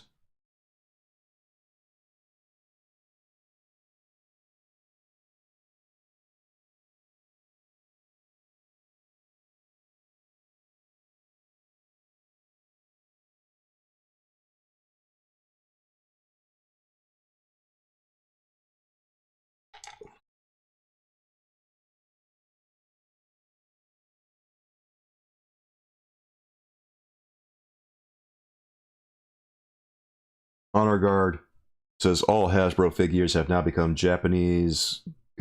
Oh, wow. Can't complain. All right, Eddie, that's awesome, man. So glad you're here. We've just been talking about Hasbro's cost-cutting measures of late, the fact that they had to fire 1,000 employees.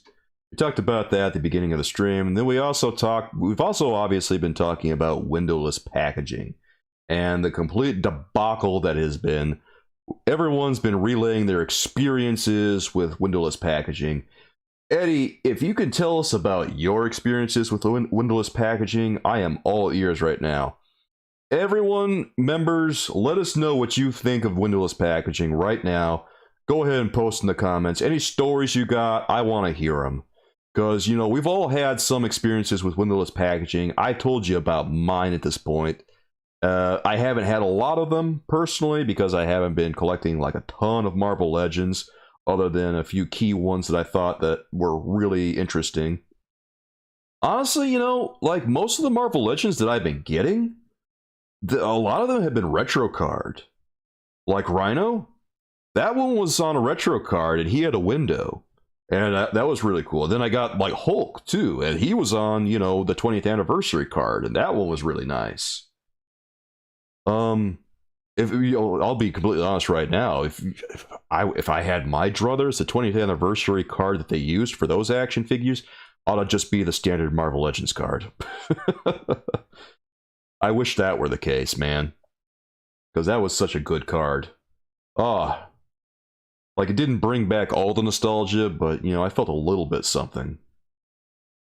Alright, Miffed over here says, in my opinion, Japanese toy boxes are like fine art. The JoJo's Bizarre Adventure boxes are some of the most luxurious toy boxes I've ever laid eyes on. Feel like I'm opening a Rolex every time. Wow, that is a high compliment, dude. I'm not even aware of JoJo's Adventure boxes, or JoJo's Bizarre Adventure boxes, but now I'm all curious. Honor Guard says, basically, blind box toys. Something is in there, you don't know which one, it's a total gamble every time. That is the essence of the windowless packaging experience, the plastic-free packaging experience. And again, you know, it's something that we all said was going to be the case. Everyone knew it the moment that it was revealed. But Hasbro did it anyway, and now here we are, you know, what, like a year later now? And it's pretty much unanimous that we all hate it. Is there anyone here that likes the windowless packaging? Does anyone like it? I'm just trying to figure this out, because It seems to me like it's unanimous. Everyone hates it. I hate it. You hate it. Pretty much every collector has nothing good to say about it. And why would they? Mint on card collectors? I mean, they're probably the saltiest of all because they're an entire section of the community that just got the shaft with this packaging, dude. I feel the worst for mint on card. I feel worse. I feel bad enough for people buying their action figures and getting a figure swap, but also I feel the hardest probably for the mint on card people because they can't really participate in collecting Marvel Legends anymore, which is a tough thing to deal with if you're a huge Marvel Legends fan. And I know there's a lot of them out there. And it's kind of rotten that when they do raise all their concerns, people just naysay them and say things like, "Oh, what's even the point of collecting anymore if you collect mint on card? If you're not going to open them anyway." You know, they can choose not to open the toys if they don't want to. If they just want to put it on display, that is their prerogative. They bought it, they can do whatever they want with it at that point. And keeping the toy in the box, that is a perfectly fine thing to do. So people just want it as a display piece, as a conversation piece. That's how they decorate their homes. Fine. There's nothing wrong with that. Honor Guard says, you buy the Lego blind bag minifigures. I can't tell you how many times I've gotten the side eye because I'm standing in a toy aisle, peeling up bags for a hint of, oh man. Honor Guard. Stephanie says that the packaging is so easy to break into. My store has a lot of broken into. Mostly it's kids that open them up. Well, yeah, because they want to see what's inside, right? So I guess here's the question here, Stephanie. If they're breaking into these boxes, is it because they want to see that the action figure's actually in there?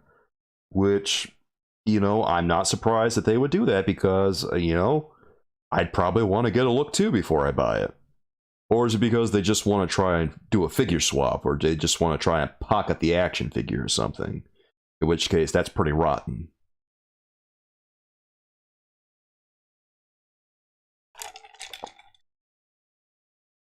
By the way, Soulmates, if you enjoy the content, if you support what I do, please consider getting a membership or also a super chat. Your membership comes with perks such as a members-only Discord, as well as priority response to comments, early access to videos, members-only videos, and, of course, like you see right now, members-only live streams once a month. During our members-only live stream, we'll have a topic of discussion that is going to be quite, I guess you could call it, provocative. And our members, as well as myself, will offer our thoughts on the matter. Alternatively, there's super chats that have text-to-speech feature activated. So, you know, if you'd like to send a little message along with your super chat, you can feel free to. And I always appreciate those guys because they help keep the lights around. Excuse me, they help keep the lights on around here, and they help me keep providing the content you love to see. All right, Stephanie over here about the thing with the action figures that kids are opening says, we caught one kid that he was 13. He wanted to see the figure before he bought it. Security let him off with a warning. So, yeah. That sounds about right. And I have to imagine that every Target is seeing this kind of problem now where they're just opening the box because they can't look through the window. If they thought they were having problems with action figures being opened before the windowless packaging, the problem has got to have increased tenfold by now. Because no one wants a mystery box, bro. This isn't like you're buying a vehicle. Like, vehicles, traditionally, those have always come in closed boxes. It is much harder to do any kind of swap with a vehicle as opposed to a little 6-inch action figure. Myth says that you just remembered something. When you were 4, you got this Thomas train set for Christmas, and when you opened the box, it was full of VHS tapes. Wow. I am so sorry, dude. Oh, that is rotten. Oh my goodness. Okay, so maybe I spoke too soon about the vehicles. Ooh, there's always one. Ah. Sometimes history's funny. So I guess, did you ever get that Thomas the Tank Engine stuff? Or were the videotapes at least good? What was on the videotapes? Did you find out? Dude, I gotta know. Did you watch the videotapes? Was it like they put in VHS copies of a bunch of movies that were actually really good movies, or were they just like home movies and stuff? Come on. Spill the deets, man. I gotta know. Stephanie says, before windowless packaging, we never had this problem. Okay, so this is most of the tapes were empty, but there was Die Hard Predator 2. Actually, you know, that's not a, you know what, depending on the price of Thomas the Tank Engine, that might not actually be a bad deal. Like if it was the actual tape for Die Hard and Predator 2, you know what? That's a pretty good night. You could have a lot of fun with those.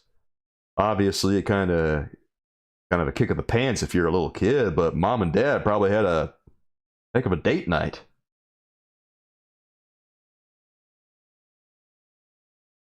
So before Windows packaging, you never had that problem over at Target, Stephanie. And it seems like then that this problem is unique to what we're seeing from Marvel Legends. Or unique to what we're seeing from Hasbro's boxes. Yours 4. Doesn't matter. I was like 2 years old when I saw Batman 1989. When I saw Tim Burton's Batman, I was like 2. Predator 2 is like barely R-rated. Die Hard and Predator are both barely R-rated. Couldn't watch them. Psh. Some parenting. I'm sorry, Mitt.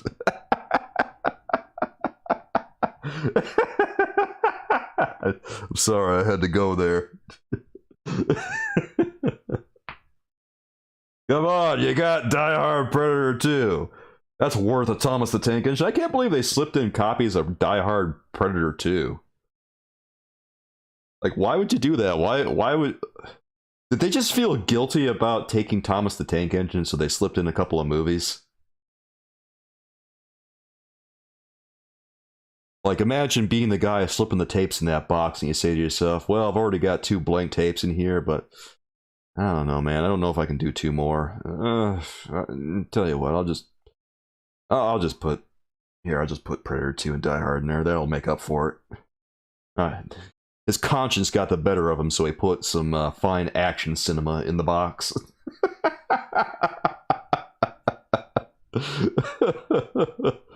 What little 4-year-old wouldn't want to watch a double feature of Die Hard and Predator 2?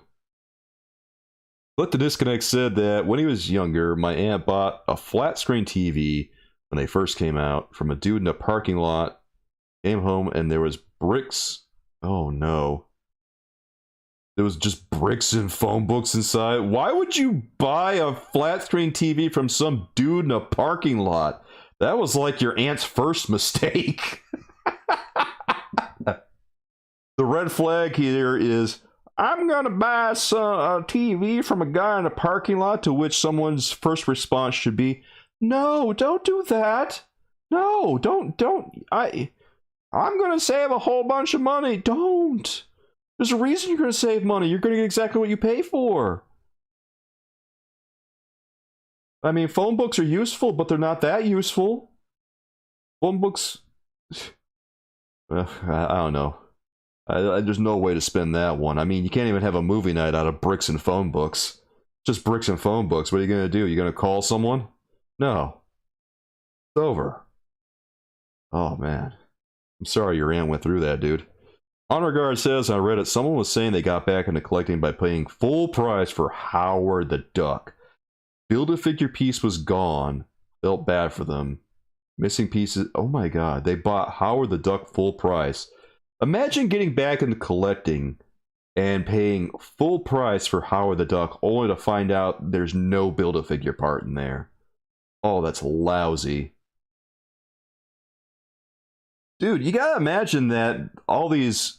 You have to imagine that a lot of these packages over in the store, they're probably coming without a Build-A-Figure part, most of them now, because everyone's opening the packages and taking the Build-A-Figure part out.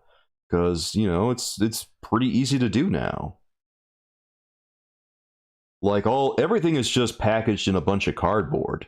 So all you really gotta do is open the flap and open the cardboard a little bit, and boom, you've got access to the toy, you've got access to the Build-A-Figure part, the accessories. Yeah, simple stuff. Stephanie says, before windowless packaging, we did have people buy a figure, then return it with a different figure, but never really had people open the package in the store. So, I guess here's the question then, Stephanie. Before windowless packaging, when you had people buy a figure and then return it with a different figure, were the returns accepted? Like, if it was especially... Was there ever anything especially egregious where you said, no, that's not real? Like, say, you got an action figure with a box that was new, but then the action figure that was inside the box was from like 4 or 5 years ago or something. Honor Guard says they should buy Amazing Spider-Man and swap in Howard the Duck. Oh my god. That's too vindictive. I couldn't do that. That's too much. Oh god. I don't want to see figure swaps, man. I just want people to get what they paid for. Like, I don't want people to...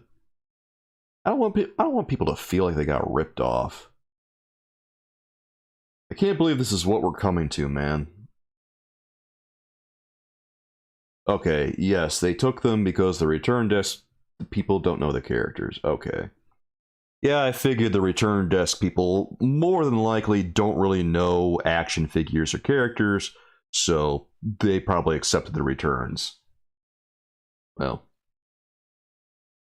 Like, that happened to me once. Well... It happened to me once where I got like a McFarlane toy 2-pack and the head on the Batman was just like... I took him out of the package, but then his head was just like rolling around and stuff. His head just came like clean off. And there wasn't really any way I could repair that, so I just took the whole thing back to the store and said, hey, can I get my money back, please? And, well, I guess it was different because I wasn't figure swapping. I was just returning a defective toy. But they gave me my money back, and things worked out for the best. Kind of bummed out about that one too, because it was this McFarlane Dark Knight Returns 2-pack that I really wanted, actually, because it had armored Batman and Superman in it. It was kind of cool, I thought. Oh well. Honor Guard got a Lego set from Walmart once, and there was some cheap... Oh my... Oh no. So all this swapping is nothing new for closed box sets. A Lego set from Walmart, and there was a cheap Rebel model kit. Oh my god, I'm so sorry, dude. God, everyone's got horror stories tonight. Everyone's feeling it tonight, dude. Oh man. I'm sorry. I'm sorry, Honor Guard. That's too bad. Were you able to return it? Like, I assume you were able to return it with no problems. Probably why Walmarts around me have Lego behind locked cases. Yeah, probably. Like, if that's a rampant issue in your area and they have things behind locked cabinets and cases, then yeah, people are probably doing it too much. Like, where I am, we don't really have too much of things locked behind cases. Working in retail, you see a lot of crazy returns. It reminds me of this comedy bit once I heard about some people returning diapers that already had poop in them.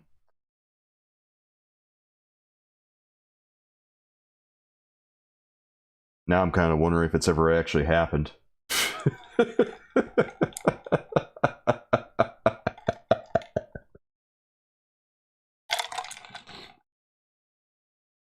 Alright, Stephanie, I have to ask now, what is the craziest return you have ever seen?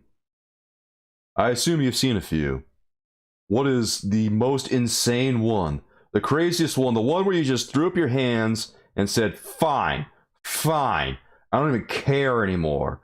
Where you just gave in and said, just take your money and leave. What is the one that just made you want to rage quit? I would love to know.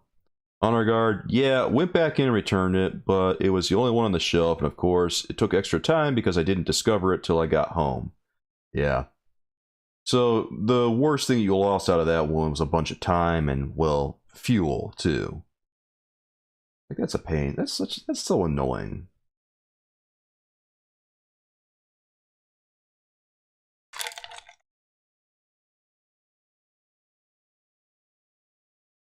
I can't imagine stealing toys like that.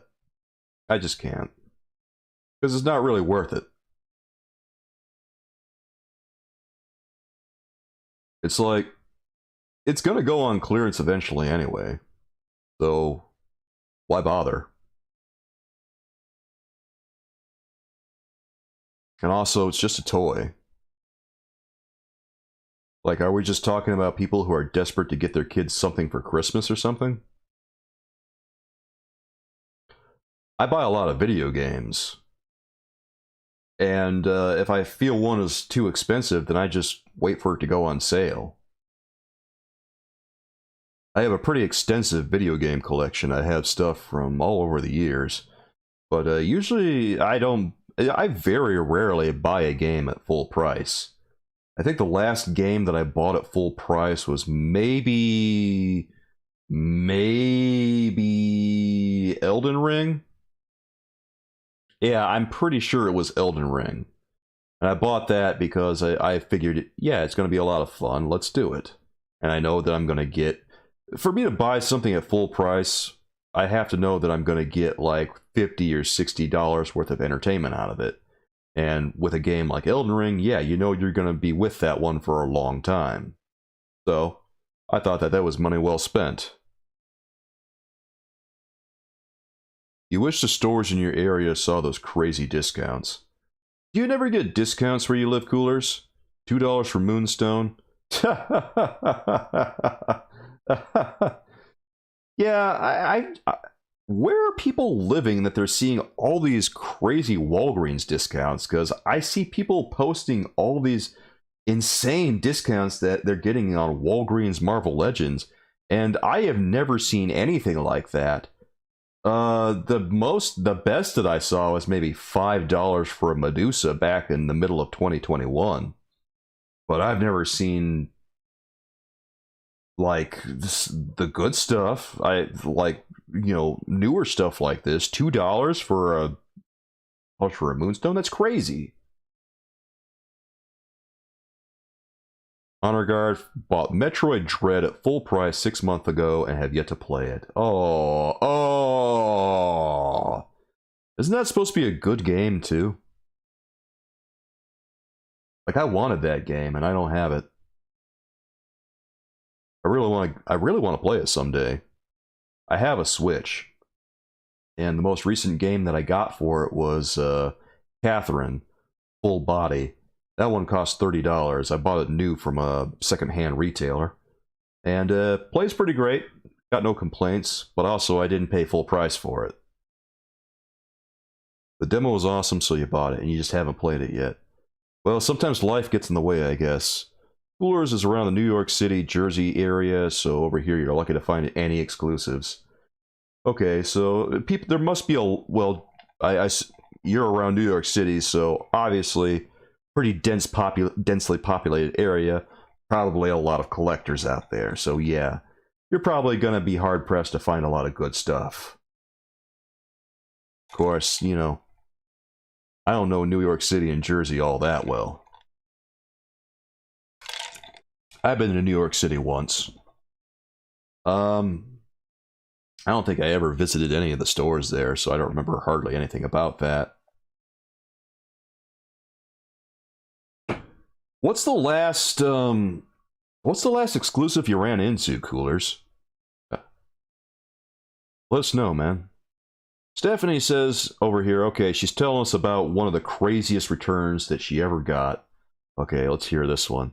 Someone returned a PlayStation 4 that had a PlayStation 3. People returned Someone returned a PlayStation 4 that had a PlayStation 3 in it. That's amazing. Oh my god. So I guess... Oh, okay. People returned powdered baby formula that was flour. So that's also sus. And a bike that was old. All got returned. They all got refunded. Oh my god, really? They all got returned? So, were you the one who accepted the returns, or was it someone else who just didn't care? Because I can't believe that...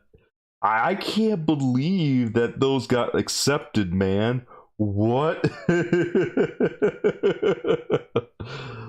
Oh my god, putting a PlayStation 3 instead of a PlayStation 4, that's actually kind of taking the L right there, because the PlayStation 3 is...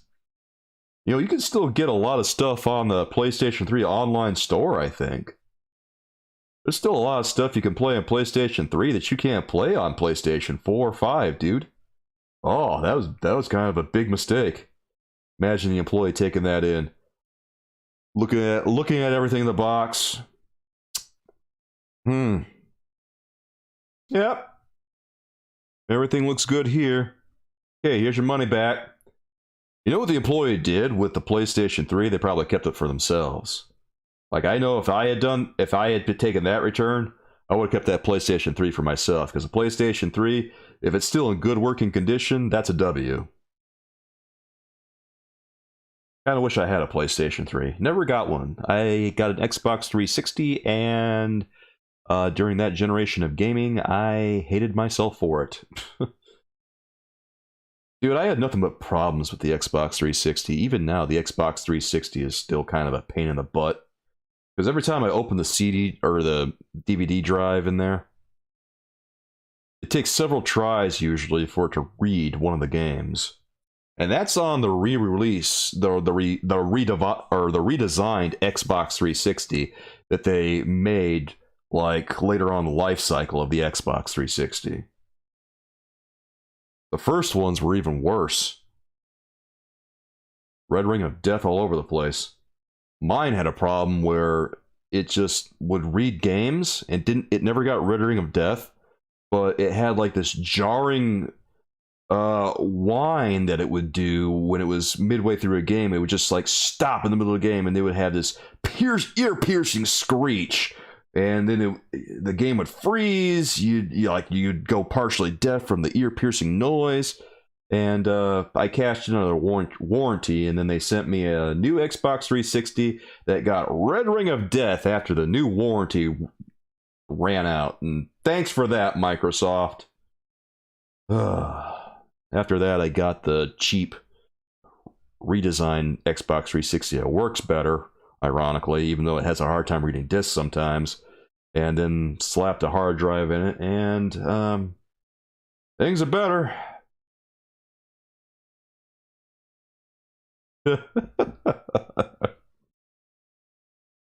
Coolers over here. Okay, Coolers up above says that he was lucky to find Century in stores. Most exclusives you had to get online. Truth. Like, most exclusives, I don't think I ever find either. Very rare that I find an exclusive out there in the wild someplace. Most of the exclusives I get are almost always online. Because I live in a pretty densely populated area too. So there's a lot of collectors out there all the time, and I never get my pick of anything, it seems like. So whenever I do run into one, an exclusive out there, I tend to just buy it. Regardless of whether or not it seems like it's on sale or not, or whether it is on sale.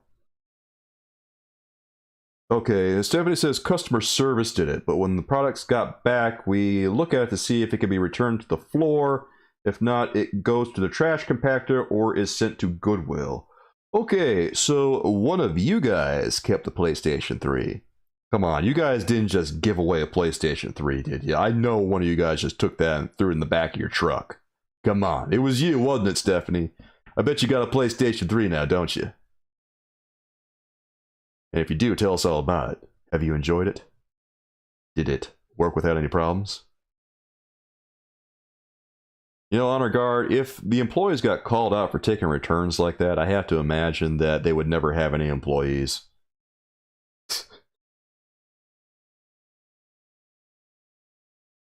Like, come on. Target doesn't pay that much. Also, if you actually took a Mercedes out and drove back in a Kia, that would be impressive. Stephanie just says, LOL. she took the PlayStation 3, guys.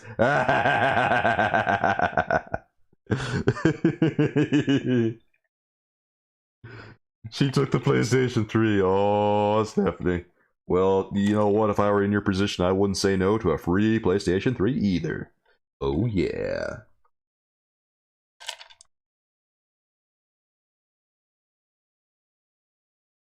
Oh, that's so good.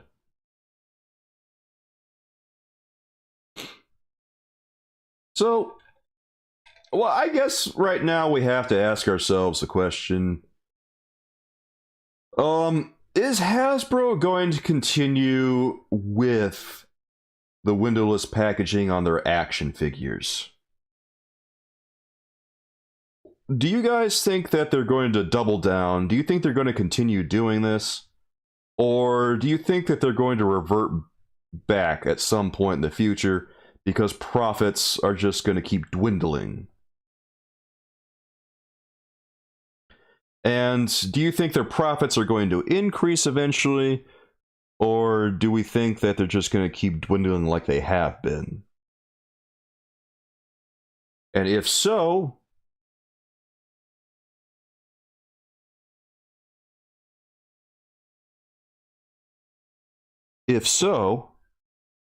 are we looking at more layoffs over at Hasbro? We've already seen 15% of Hasbro's workforce get laid off because of decreased profits. How much more can they afford to work with? How much more before they find themselves working with a skeleton crew? 15% is a lot of people. Like, I'm pretty sure that's as many... I'm pretty sure that's the number of people that got laid off over at... That's got to be close to the same percentage of people that got laid off over at Mattel when they lost the DC license, man.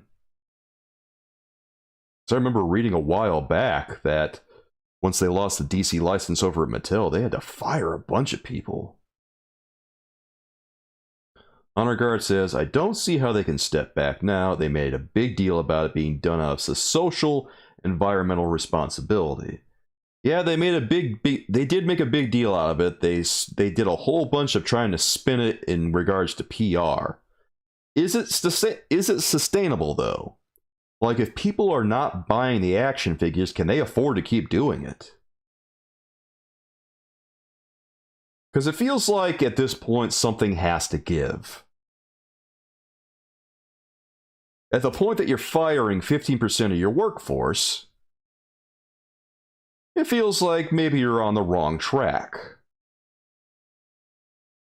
Coolers over here says that he thinks they're going to have to change management at some point because they're doing so much wrong that they're going to need some course correction. I think that if we do see a change in the windowless packaging, it will be due to a change in management, or it will correspond to a change in management, correspond with. Because I have to imagine that the person who's running things right now, they're going to want to try to save face. They're not going to want to backpedal on their packaging decisions. Or, yeah, that's really the only way I see things happening, unless they find someone else to take the blame for it. Stephanie says, I always wonder if Marvel sees this and thinks it's time for someone else to have the license. See, we've been talking about that a lot. Some people have been talking about that in my comments recently, saying things about maybe Hasbro shouldn't have the license anymore. And it's not much of a stretch to think that if anyone's going to get the license, it could be someone like Todd McFarlane, who's doing well with DC Multiverse. And Warner Brothers is evidently very happy with what he's doing. But also, the DC license doesn't just belong to Todd McFarlane. The DC license is spread out among different toy companies. They have Todd McFarlane making what he does for quote-unquote adult collectibles. They have Spin Masters making some mid-level stuff for like for kids who are, you know, a little bit more grown up. And then they have Fisher Price, aka Mattel, still making the little kid stuff, the DC Super Friends toys. So DC's license is a little bit more spread out than Marvel's is, although we do see some other toys from different companies occasionally. But by and large, the master license for Marvel belongs to Hasbro. So I guess like what we're getting at here is it really depends whether Disney feels that Hasbro is making an appropriate amount of money for their liking. If they don't feel that Hasbro is making the kind of money they want to make, they're going to give the license to someone else who they think can do it. And right now, it's not much of a stretch to think that Todd McFarlane could get the DC license. Or not DC license, the Marvel license. Because he's gotten the Avatar license. And he's been making Avatar toys, and those are for sale on the Shop Disney website. He's already on the Shop Disney website with his products in terms of Avatar. Also, he's been making Disney action figures with, like, what is it, the Mirrorverse or something? I forget exactly what it's called, but he's already making Disney characters. So, again, not much of a stretch. He's already got an in with Disney in a couple of different ways. So, if anyone gets the Marvel license, odds are, at least in terms of adult collectibles, don't know if they're going to divvy up the license like DC does, but McFarlane will probably be the one. Cooler says they need to let Select break free from their articulation restrictions. Yeah, that'll be the day. Oh, they'll never let them break free from that. Select. Marvel Select already does good work. They'd be able to do a little bit more if they didn't have to be hamstringed by Hasbro's requirements. Kind of unfortunate that they have to be hamstringed by Hasbro's poor quality.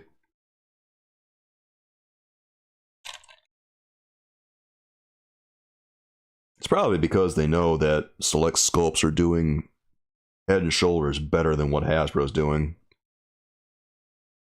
at a comparable price point. Makes sense. Honor Guard says, article states, Chris Cox said the toy maker will focus on fewer, bigger brands, gaming, digital, and our rapidly growing direct-to-consumer and licensing businesses.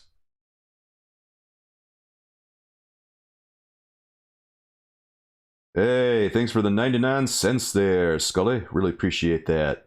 Appreciate that super chat there, bro. It's time for Who Do You Trust? Hubba, hubba, hubba. Money, money, money. Who do you trust? Thanks, bro. Really appreciate that, man. Means a lot to me.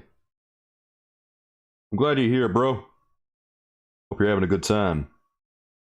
So, let's talk about what that means with Chris Cox saying the toy maker will focus on fewer, bigger brands, gaming, digital, and our rapidly growing direct-to-consumer and licensing businesses. When they say something like digital, do they mean that they're going to focus on NFTs? Because I hope they don't mean NFTs. And by the way, NFTs are dead, man. The market on NFTs is just completely fell out, and I don't know why anyone's even talking about them anymore. But, you know, McFarlane Toys is not immune to that sort of thing either. They've been making NFTs too for like their quote-unquote digital collection. So is that what they're talking about, focusing on that? Because that's fool's gold right there, NFTs, in terms of collecting. They should just stop. I mean, they were too late. They're too late getting to it. NFTs have come and gone. But also, fewer, bigger brands.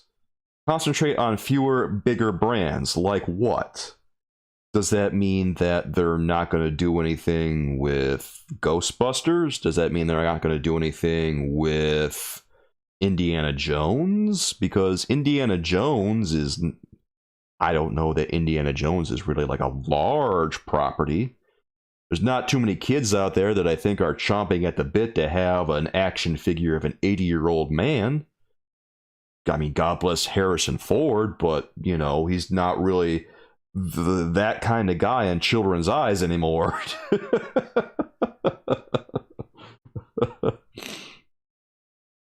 So I guess I'm just kind of curious what they mean by an ambiguous statement like, we're going to focus on fewer, bigger brands. And also, what do they mean in terms of gaming? Are they making games that I just wasn't aware of? What are they doing with gaming?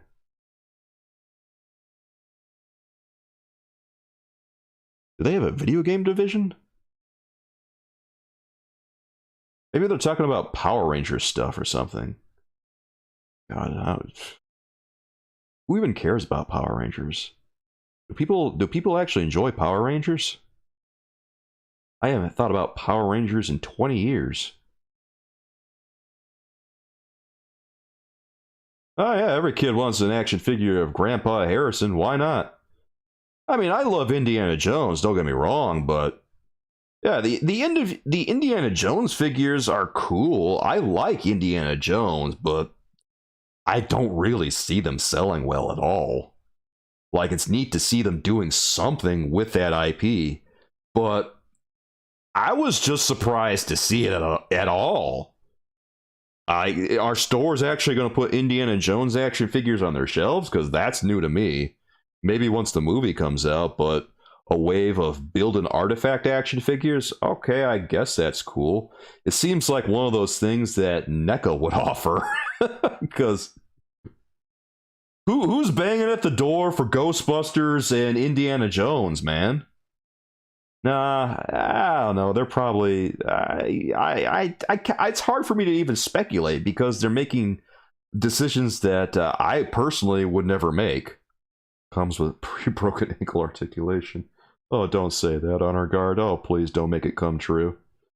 Honor Guard up here says also, if they scale back... By the way, thanks for the penguins in chat, guys. Appreciate that. Yeah, I love it when you guys post them penguins.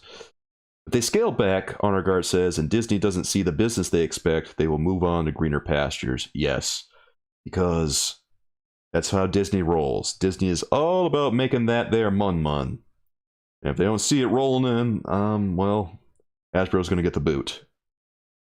Crom says, can't they find some other type of clear material or plastic which is environmentally safe, which can be recycled that they can use? See, that's the thing. Like, recycled plastics is something to consider at least. Normally, cost is an issue in those cases, but Hasbro's always said it's about the environment. If it is about the environment, then yeah, they probably would look into what gets the greatest amount of plastic, i.e. the action figure. But I don't really think it is about the environment, Crom.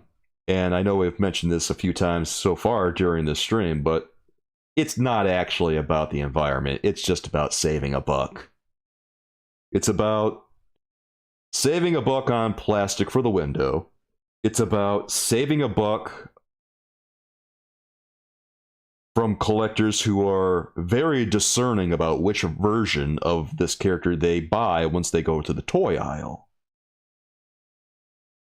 See, they don't want collectors scrutinizing the package anymore. They want them to just buy the action figure and move along. And obviously in practice, it works. It doesn't work that great. You can't just assembly line people into buying your action figure, dude. Because now we're seeing the byproduct of what happens when you do issue this kind of packaging. The thing we've been talking about this whole time, where people tear into them in the middle of the aisle to make sure that the figure's actually in there. And we see a whole segment of the community, mint on card collectors, who just don't buy them at all anymore because, you know, what's the point? You can't see the action figure and the digital render isn't accurate. Why would they want it? No. They're done. They're going to move on to some other brand. Like, God, I don't know. Anything that just doesn't involve Hasbro at all is what they're going to move on to. Let's see here. Honor Guard says, honestly, I think it's going to come down to action figures being put behind lock and key. You have to ask an associate to unlock the case and get your Spider-Man. If that's how it is, then I don't think people are... Then I think that collecting action figures will effectively be dead. If it comes to that, Honor Guard, then the hobby is probably on its way out. It can't be done like that. It shouldn't be done like that.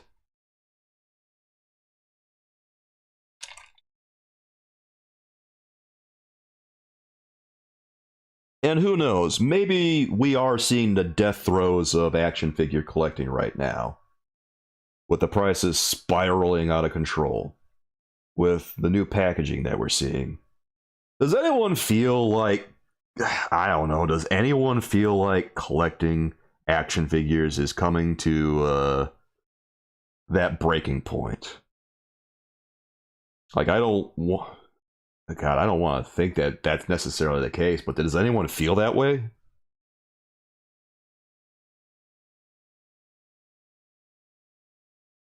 Because I'm looking at Marvel Legends right now, and I'm wondering, like, how much longer is this sustainable?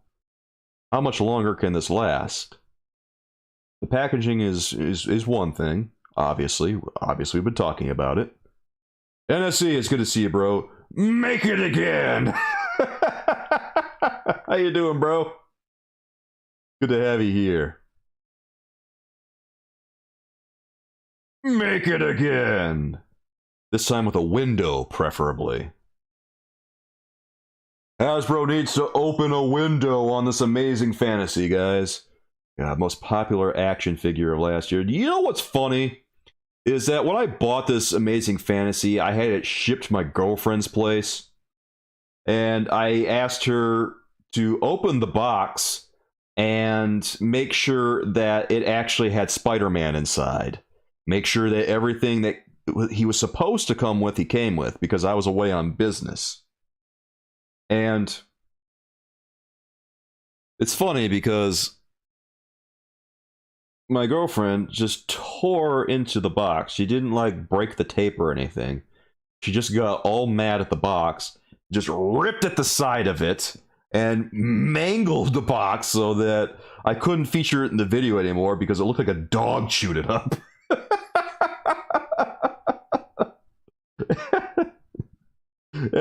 and then she later, and I didn't know any of that until after I came and got it from her, and she texted me, oh yeah, everything in there is the way it's supposed to be, looks good. Of course, then I came to pick up the brand, or I came to pick up the toy, and I looked at it and said, what happened here?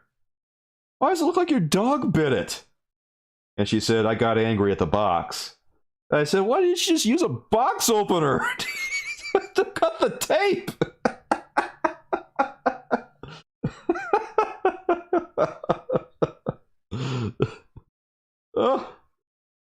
Well, I really wasn't expecting her to strongman her way into an amazing fantasy package, but you know what? At least we made sure that Spider-Man was actually in the box.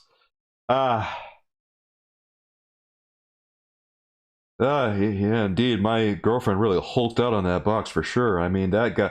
I was thinking of maybe... I wasn't sure if I wanted to keep Amazing Fantasy Spider-Man, but as soon as I saw that box, I said to myself, well, I guess this is going to be a permanent part of my collection now.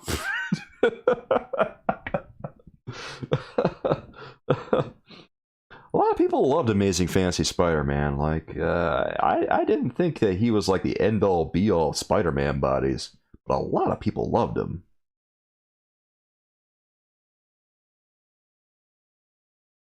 Alright, let's see here. Honor Guard says up above that if Hasbro doesn't come up with a solution sooner rather than later, I don't see how Walmart and Target won't be forced to take action. Their prevention loss folks have to eventually take notice, if not already. I mean, yeah, they already are taking notice with everything that we've been talking about today. And there's no way that they're not noticing these things. They have to... They're probably going to say something, or they're probably going to issue some kind of ultimatum to Hasbro. Either change things, do something differently, or we're going to have to stop carrying the product. Because if it gets to be so much of a problem for them, they're just not going to want to have anything to do with it anymore. Or we'll say, if it stops making money, and it becomes more of a problem than it's worth, then they're just going to take it off the shelves. Stephanie says about the end of the end of collecting, as we're talking about right now, the possibility that she doesn't feel it with DC Multiverse, but with other brands, yes, it feels like action figure collecting is coming to that point where it feels like the hobby might be coming to an end. See, I feel like with McFarlane Toys that, I don't know, there's all kinds of nice ideas that are going on with what they do. Not everything is perfect all the time, but it feels like when they release their DC or any of their DC products, really, that they're at least willing to take risks and try. Like, we're seeing new ideas, like the Page Punchers line, which is something we haven't seen for the longest time. And obviously, I have had my complaints about 7-inch Page Punchers. That I think they should include a different comic book with each action figure and stop trying to make them themed waves. But aside from that, the 3-inch Page Punchers wave, I love those. I think that it's one of the best things that they've done recently. Get a little action figure, get a comic book for $10. That's awesome. Superpowers, great idea. Also really awesome that they've updated all of the characters so that they're not like exactly like they were in the original line, which bothers some people, but it's bringing something new to the table and doing new designs in addition to, you know, classic designs.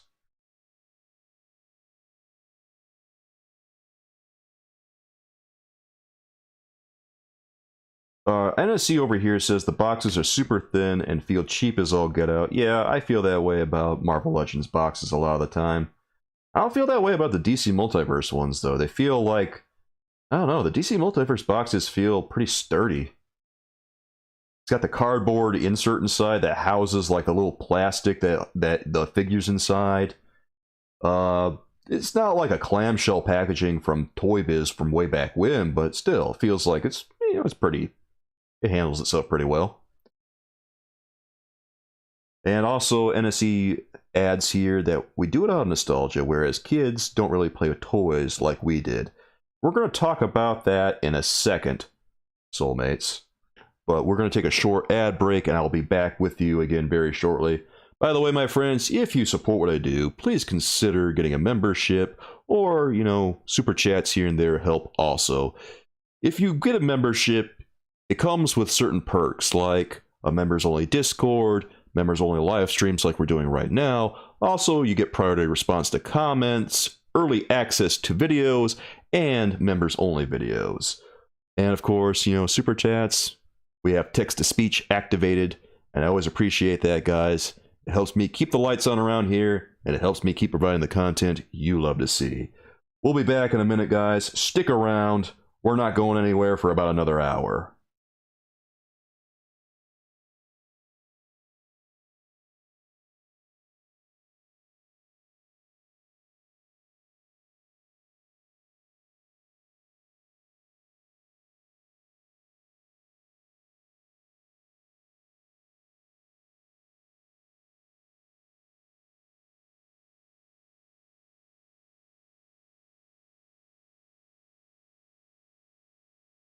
Coolers.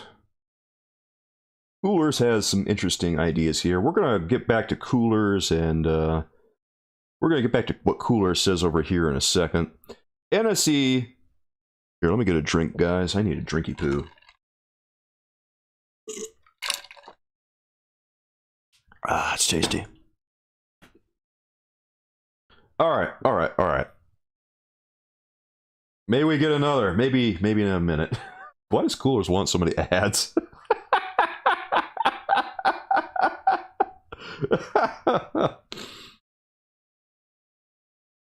Cooler, why are you so hungry for ads? I feel like I have to know. Let us know as soon as you post in chat, bro. All right, so NSE, you brought up an interesting point over here about nostalgia. That's mostly what toy collecting is now, is nostalgia bait. And this was really, I think, what sent toys into a downward spiral or toy collecting into a downward spiral is appealing to an aging demographic. Where they're trying to satisfy these people who just keep getting older, and they started doing it like 20 years ago or so, instead of focusing on the core market of children and appealing to their taste.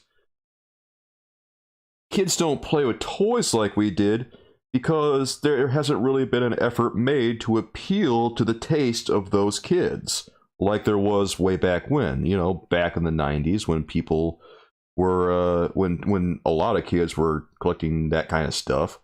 You know, they went out of their way to create commercials that appealed to kids and make toys that would appeal to kids. And, you know, when you were a kid then, you always wanted that stuff. You don't really see toy commercials anymore, do you? When's the last time you saw a toy commercial? I literally don't see them anymore.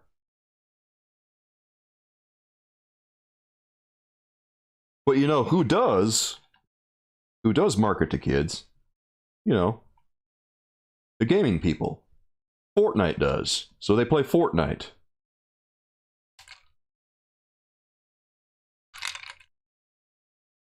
Can't remember the last toy commercial you saw other than Hot Wheels.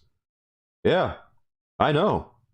Like, I'm really struggling to think right now, and I can't think of anything. I've never seen it on like a YouTube ad. I've never seen it on God, I think that they just do. I think that all their toy marketing now is just a bunch of YouTubers, which that's a swell plan. That's a good way to never get anyone interested in the hobby. Because I'm gonna be frank with you guys, this hobby really needs some new blood. Like, you gotta get these kids interested in action figures, and you're not going to do it by just appealing to a bunch of millennials who are entering their 40s. Ah, dude, NSC. I remember seeing like some fast food commercials during cartoons where they would advertise the Happy Meal toys. They can't do that anymore. Oh, that's lame. That's lame. I love my fast food, thank you. Although I haven't had. The last fast food I had was like a Whopper months ago. Like 2 months ago is when I last had a Whopper. Not gonna lie, I kind of miss it. Although I have been trying to lose a lot of weight recently, so I have not been having any fast food at all. Oh, you're a vintage McDonald's collector? Oh, that's sweet, bro. Dude, all those McDonald's toys from back then kind of ruled. Like, I sold a bunch of them that I had, and now I kind of regret it. Because I still have a few, like, lying around and stuff, but I don't have as many as I did, and I'm all mad at myself. Better quality of Marvel Legends. Oh! Ouch! A $2 toy better than a Marvel Legend? Oof. Ah, man, I have a McDonald's toy from Into the Spider-Verse. Kind of garbo, not gonna lie. Thanks for them penguins there, NC. Appreciate it. Yeah, I got an Into the Spider-Verse McDonald's toy. It's kind of trash. It's nowhere near the quality of toy that McDonald's used to have in their Happy Meals, unfortunately. All right, what do we got up here from all of our people? Okay, Coolers, way up above, you said that you feel if McFarlane had started out DC Multiverse in 6-inch, nobody would be defending Legends as hard as they do. You know, I'm pretty okay with McFarlane wiping the slate clean and starting the line over again. Because, honestly, Mattel's output was trash. The whole thing was just trash. They just made garbage. Mattel wasn't good at what they do, and I don't know why people pine for them, because their figures were bad. They were bad. They were all bad.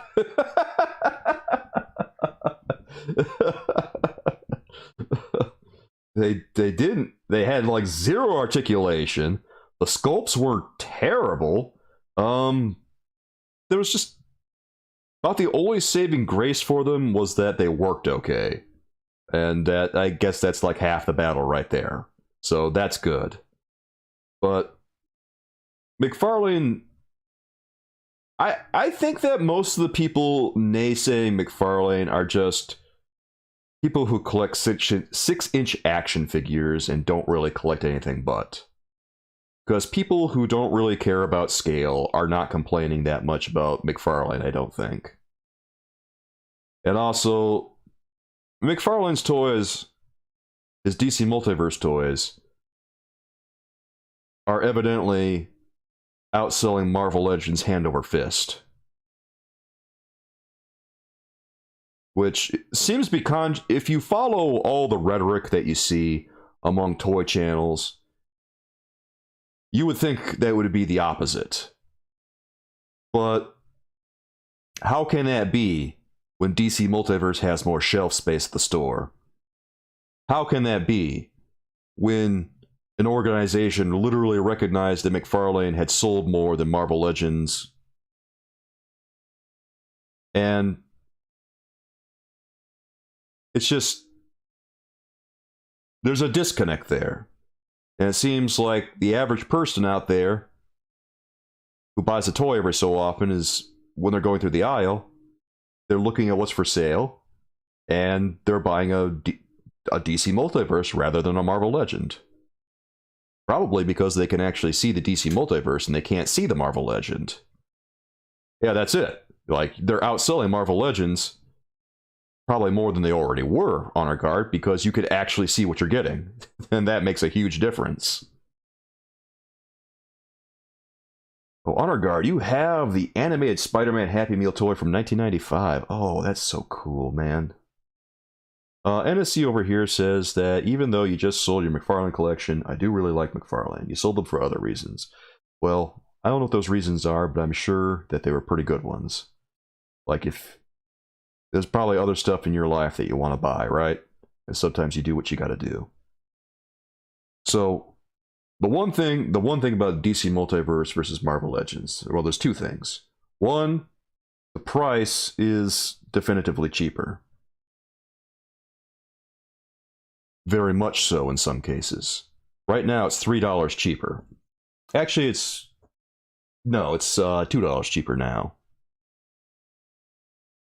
$2 cheaper, and you can actually see the toy in the package. But also, when you look at the digital render on the box versus what you see in the package of a DC Multiverse figure, the detail is a stark contrast. You see much more... What's the right word for this? You see much more involved sculpts, the DC Multiverse, much more intricate sculpts than you see with Marvel Legends.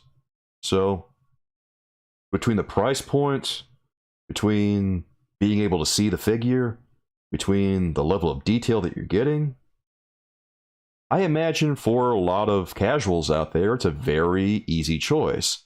And I have to imagine that most people who buy these toys are probably casuals.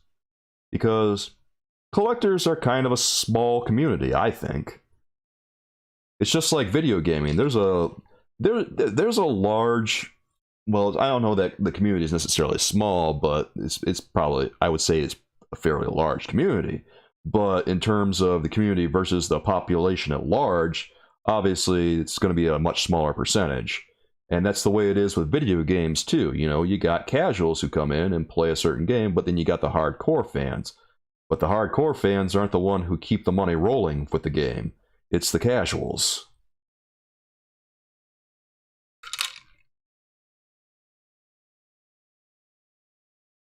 And one of the things that I think is going on with Marvel Legends is that they're kind of leaning into the hope that the hardcore fans are going to be able to keep the money rolling in for their product. But in the meantime, they're alienating so many casuals from even approaching their action figure that they're not going to be making any sales. Like, I could just imagine a casual fan walking up the toy aisle out of curiosity one day and looking at this closed box Marvel Legend here and going, "What is this?" Like, they're just looking over the box and they say to them, they're probably going to say to themselves, "Well, look at this one. I can see inside the box. Why can't I see inside the box?" And they're just like, they're making all kinds of comments. They're saying, "This is stupid. Why can't I see what I'm getting?"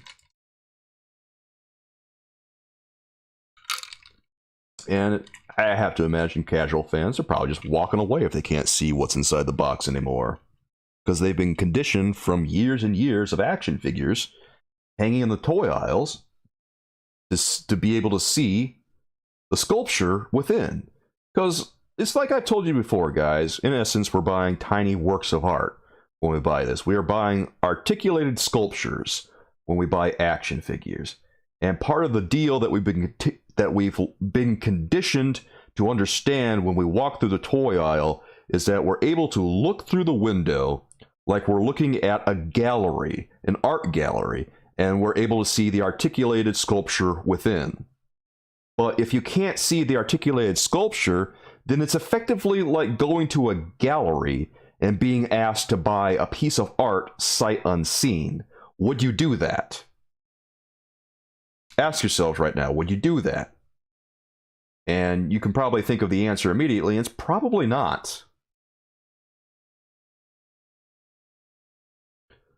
NSC up here says he's got about 25 collections and needed to slim down. Yeah, that's a lot of collecting there, bro. If you've got that many collections, I can see why you might sell off a few things. That's a lot of plastic, man. See, that's why I kind of focus on Marvel and DC, is because if I focused on everything, God, I would have too much stuff. I have some other stuff too, like occasionally I'll get some wrestling stuff. Like, I got some wrestling toys that I really enjoy. I got some San Francisco Toy Maker stuff, and I got some Hasbro WWF action figures and some Jack stuff too. I'm kind of a fan of wrestling. I like wrestling. And yeah, I just like collecting some of the old stuff. I've also got a Diamond Select statue / action figure of Jean-Luc Picard over here. I guess you could call him an action figure. He's got a waist swivel. He's got ball joint shoulders. He's got a head that moves around pretty well. He's on a Borg base. He's really cool. I'm just a really big fan of Star Trek. A lot of people love Star Wars. I'm not a Star Wars guy. I'm a Star Trek guy. Just love the lore for Star Trek. Can't get enough of it. Alright, Honor Guard down here says, or up here, says that you bought the NECA Ultimate Elf today at Target. Sweet box art, front flap, nice plastic window inside displaying the figure, tons of accessories, all around great presentation. And that's what I'm talking about. Like, Elf, I saw that Elf. I know what you're talking about, bro. That Elf looks sweet. That Elf looks so cool. I agree. It looked like a really quality piece from NECA. And for the same price as a Deluxe Legends next... Oh my god. Was he really the same price for a Deluxe Legend? Oh wow. Oh, that's right. Deluxe Legends are like $40 now, aren't they, man? Oh, dude. You know what? Some people want me to do a vibrating wrestling action figure video at some point. I might do that for the members. I don't know if I'll release a general video of it, but I might do it for the members. I kind of wish I had Kevin Sullivan and Chris Benoit for that video, but yeah, maybe someday I'll do it. You really like Deep Space Nine? Dude, I've watched some episodes of Deep Space Nine, Ryan. Really sweet. I like that show. I also like Voyager. Even as a kid, I was like, why are they vibrating? Yeah, I know. Believe me, I know. It doesn't get any less confusing as you get older. As you get older, you say to yourself, why? When you were a kid, you say, why? Like, you just imagine as a kid holding a vibrating Kevin Nash in your hand and just being like, this is stupid. He's supposed to have head articulation. He doesn't have head articulation. It has a neck joint that doesn't do anything. He's got weird diagonal hip articulation. He's got arms that just kind of swivel up and down like this. Just terrible action figures. The best part is that San Francisco Toy Makers was surprised when they lost the WCW license to Toy Biz. And I heard that and I said, really? You guys were surprised by that? You made the action figures that you did and you were surprised by that? Ironically, San Francisco Toy Makers made the best action figures they ever made once they got the ECW license. Obviously, they didn't really make a lot of money with those because, you know, they went out of business shortly after.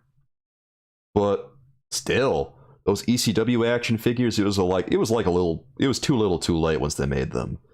They did a great job on them, but come on, man, it was ECW. They had WCW and they squandered it. NSC, I have a photo from Christmas morning holding the vibrating Sting and Hogan. Your brother got the giant in the hall. I'm going to assume that you and your brother shared those action figures. Quote unquote, shared. And by shared, I mean that you guys probably never played with them ever again after holding them for the first time.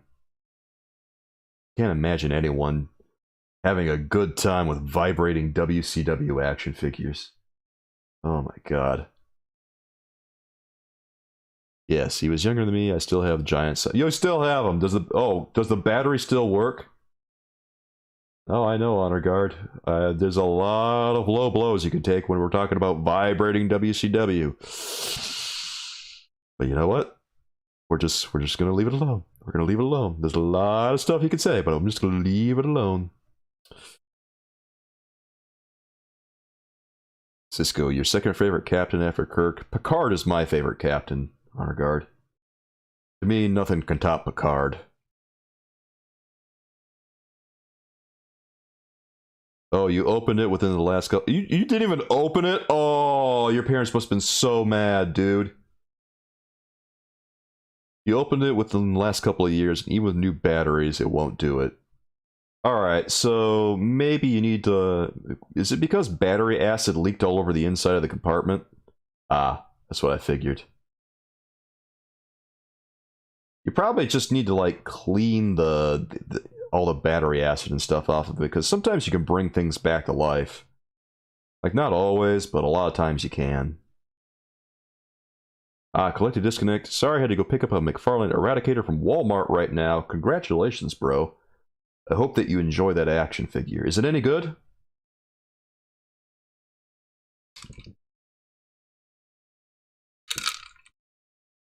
Yeah, nice work, man.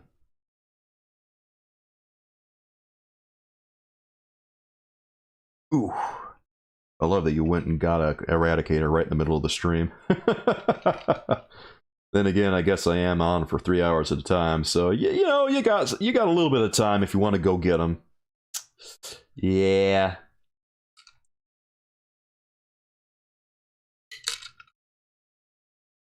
Honor Guard really likes the alternate hands. That's how you're displaying it? Oh, curiosity now. What do the alternate hands look like?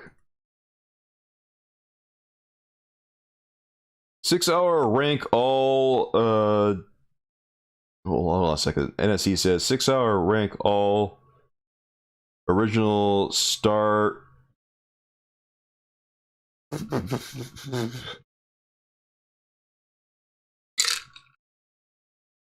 want me to stream for 6 hours? What kind of marathon man do you think I am?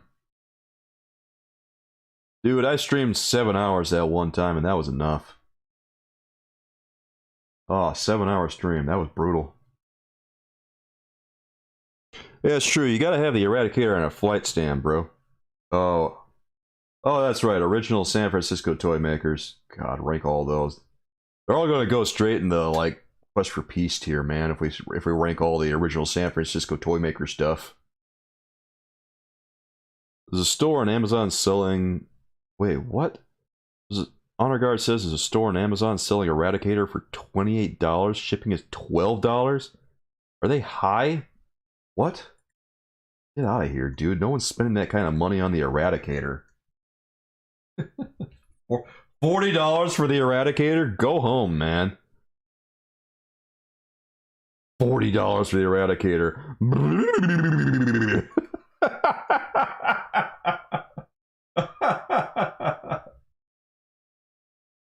Oh, does anyone know if, like, this new superpower stuff is available yet? Because if the new superpower stuff is available, I'm going to be really into that. I don't know how you guys feel about superpowers, but I love that. I love them. I really love them. Just pretend Hasbro made what, the original San Francisco toy maker stuff? Yeah. Why? God, original San Francisco toy makers. How many of you guys have those toys? Like, I remember them trying so hard to make a good WCW toy way back when, and somehow they could just never do it. And the guys who were making the toys thought that they did a good job. That was the kicker. Alright, let's pull the Eradicator up into the images so we know what we're talking about here. This is what the Eradicator looks like that our boy over here just picked up, Collect to Disconnect. By the way, congratulations again. There's the Eradicator with a set of extra hands. Comes on the infected Superman body, and he's got that cape blowing in the wind like that. That's pretty neat. You do need a flight stand. If you don't have a flight stand, God, you gotta find an action figure that does. Yeah, I wonder why they didn't include a flight stand with him instead. Why'd they include, like, the little base over here with him instead of the flight stand? Because look at this. Really? That's what you're going to include with the Eradicator? Come on, man.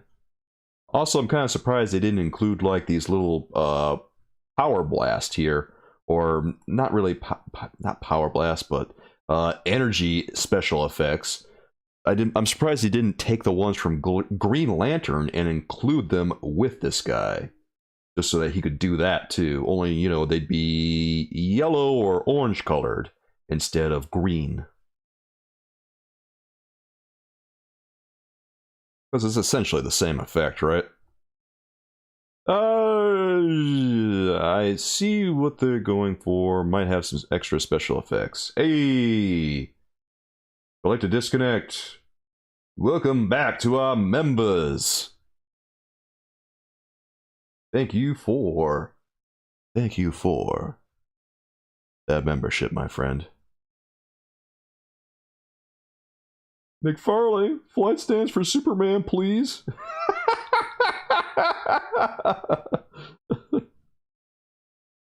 Oh yeah, Honor Guard, I know. The base that comes with Bane and Killer Croc. Oh yeah, that'll solve the problem.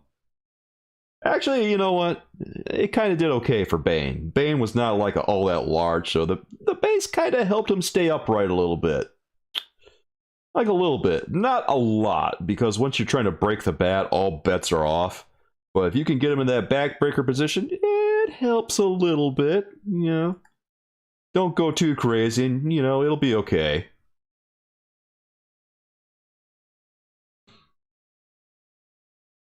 Hold on, I'm checking out Walmart right now to make sure. I want to see if they have, like, the superpower stuff up yet. Because the last time I checked on there, they didn't have the superpower stuff. Like, they had listings for the characters, but they didn't have, you know, the ones that I was looking for. Do they have them now? I'm scrolling down, looking. Doesn't seem like they have anything yet. They were in a few days ago. They were in stock, really? Because when I went to look at the superpower stuff, it said that they had the listing there, but they didn't have any pictures up. Okay, right now I see that Superman is there, Batman, you know, they got all the standard ones. They got the Last Wave, Jon Stewart, Flash, and the Batman Who Laughs. Not seeing the new ones, though. I'm gonna have to look a little harder, guys. Alright. What if I search Wonder Woman? Oh. Oh, wait. Okay, so I guess they still have... Wait, oh, wait. You can... Oh, wait, you can add them to cart now. So they still don't have pictures, but apparently you can add them to cart. Really?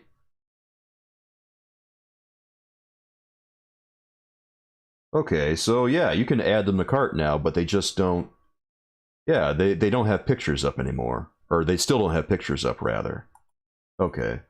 So that's what's going on at Walmart, guys. Alright, Honorgar was right. They are in stock now if you're looking for superpowers, but they don't have the pictures up yet. You can just add them to cart. And apparently you're going to get the action figure, which I'll deal with that. Oh, wow. Really? They're supposed to arrive Sunday. Okay. Well, that's total W. Cool. Click to disconnect over here says that his croc is in a leg up pose like a semi-squat. Oh, that's awesome, bro. Dude, I never got, like, the last... Okay, the last Mega figure I got was Bane, and the last one I got before that was Clayface.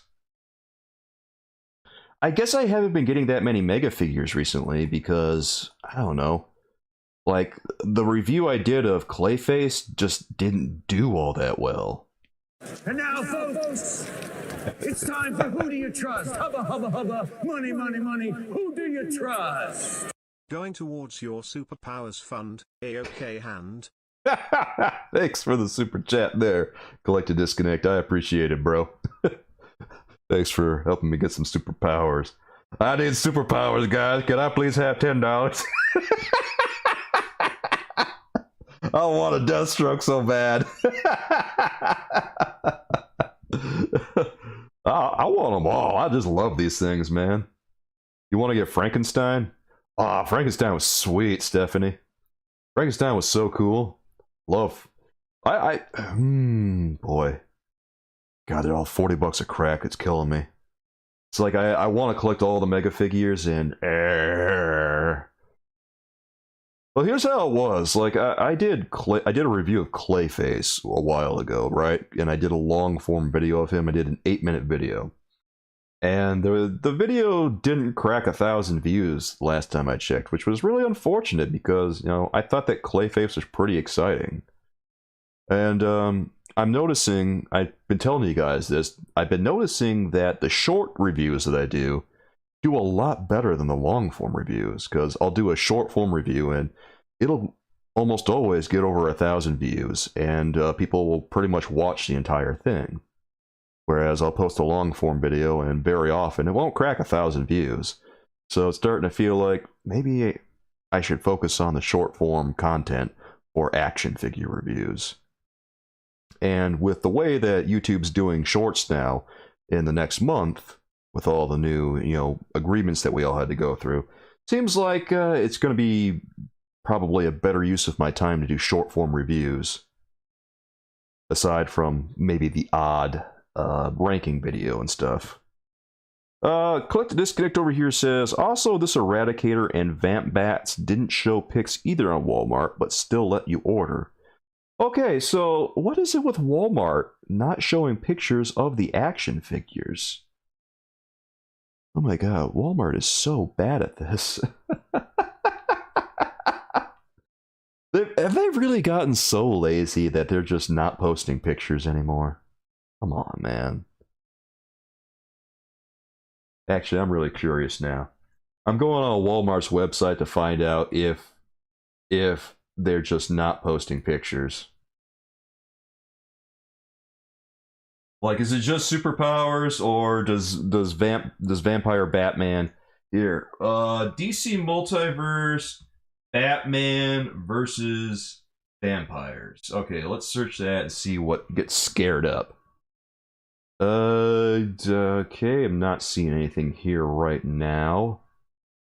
I'm seeing the Walmart exclusive Batman Arkham City wave. I'm seeing some things for sale. They got Hush versus Batman on discount, the 2-pack.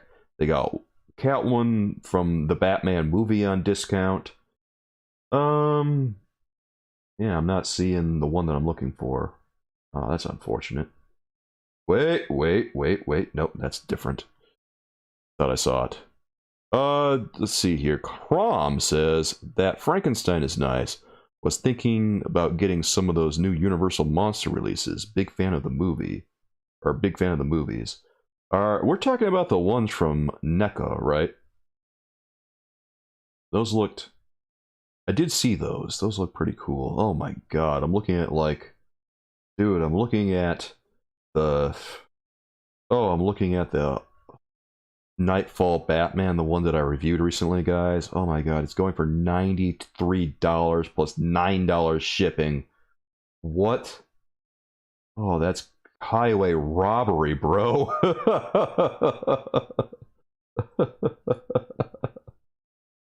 Honor Guard here says, I'm surprised that Walmart didn't substitute an animated Flash for your Eradicator. Aw, dude. Yeah, I'm really surprised they didn't too, because they did that to me. Like, it took me, I told you guys, it took me 3 tries to get Azrael Batman. And that... Walmart over here acting like it's okay to just mix and match action figures like they're food items. Because it's not the same thing. You can't just treat it like it's another brand of cottage cheese or something. It's 2 completely different items, dude. I told you guys about the time I tried to buy Azrael Batman armor, and I was about to send my girlfriend over to go get it because she lives near the Walmart, and right at the last minute when they said that my order was ready, maybe a couple minutes afterward, they said, your order has got a substitution. And I said, wait, what? And then it turns out they substituted it with an unmasked Shriek. So immediately I canceled the order, and then I complained to customer service that you can't just substitute different characters. It isn't mix and match, man. They do that all the time. God, do they do it all the time? They're so bad at this. Why are they handling... Why are they handling anything like action figure related? They're bad at this. They...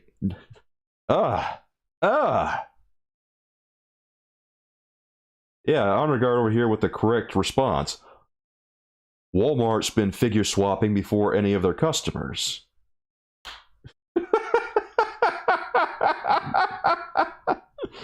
Well, if they're gonna figure swap, we might as well beat them to the punch. That's Walmart's solution to the problem. Somehow I think Target's gonna find something a little bit more... I don't know what the word for it is. Rational? Dude, I'm not even seeing like the Batman versus Vampires listing over at Walmart. They don't even list their... They don't even have their listing straight. I gotta go on McFarlane's website just to find it. There's an option for Walmart store pickup that you can check that says no substitutions. Yeah, well... You know... I will say... Excuse me if I, excuse me for not thinking that I would have to check that on an action figure. But this is the world we live in. Oh yeah, we'll just put any old action figure in the bag. That'll be fine, right? They're just buying an action figure. They just want an action figure. Ugh. Okay, so I click the link over on McFarlane's website to go to the listing for Batman DC vs. Vampires, and it doesn't even take me to the listing. There's no listing for it. All it does is take me to a search page that has a bunch of different stuff. Right now, they have DC Multiverse Shazam, and they have the Dark Flash up there. But other than that, actually, I'm kind of surprised. They have Shazam up there, Gold Label Shazam, and they have Dark Flash. I actually haven't seen them before, or well, I haven't seen Dark Flash listed there before. So that's a kind of surprise. I guess if you guys want a Shazam and a Dark Flash, now's your opportunity.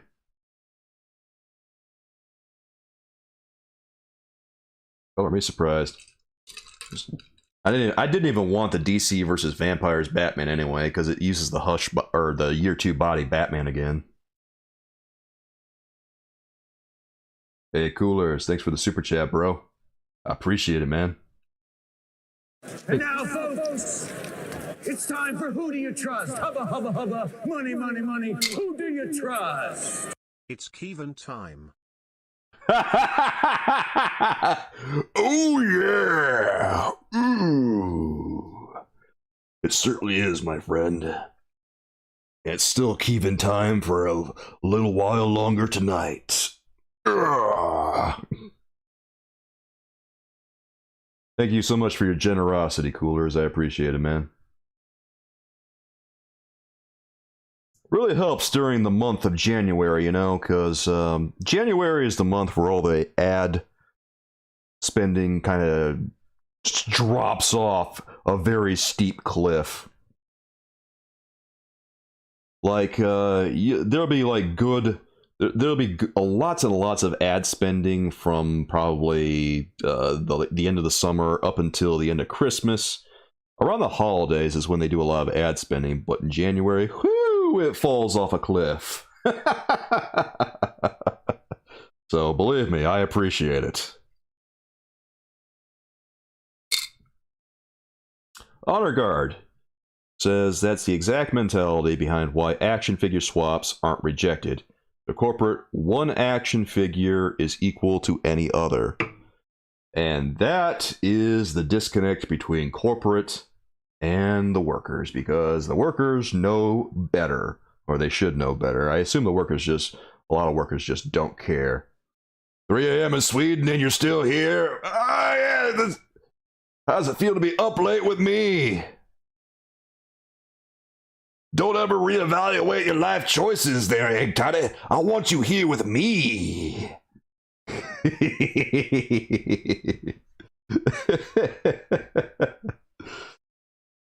Out of curiosity, guys, how long do toy streams usually last? Because I don't really watch a lot of other toy content, and I don't really watch other people's... Yeah, sleep is for nerds. Like, what time is your bedtime? 7 a.m. is your bedtime. You don't have to worry for a little while longer there, Egg Toddy. I don't even care. That's right, Vampire Batman doesn't need sleep. Click to Disconnect here says, if the figure swap is actually more valuable than the one original figure, I would buy it and then tell the store to give me a discount. Ooh, yeah. And that is what we call a pro gamer move. Like to Disconnect. You know what's funny? Is something like that happened to me once, where I got a certain item, but then they accidentally sent the wrong item, and the wrong item was actually more valuable and more desirable than the item that I meant to get. I watch a handful of streams of any kind. Yours is the longest for me. Wow, so I actually go longer than all the other people. Really? That surprises me, because for me, this is child's play. Like, I don't mean that in a bad way, but like a 3-hour stream for me is fine. I can handle it. I have the stamina to do that, but it's probably because I've been streaming on Twitch for a long time. So, you know, going this long, I've been conditioned to do it, and it's fine for me. To me, this is normal. To me, I could probably go 4 hours and it would be fine.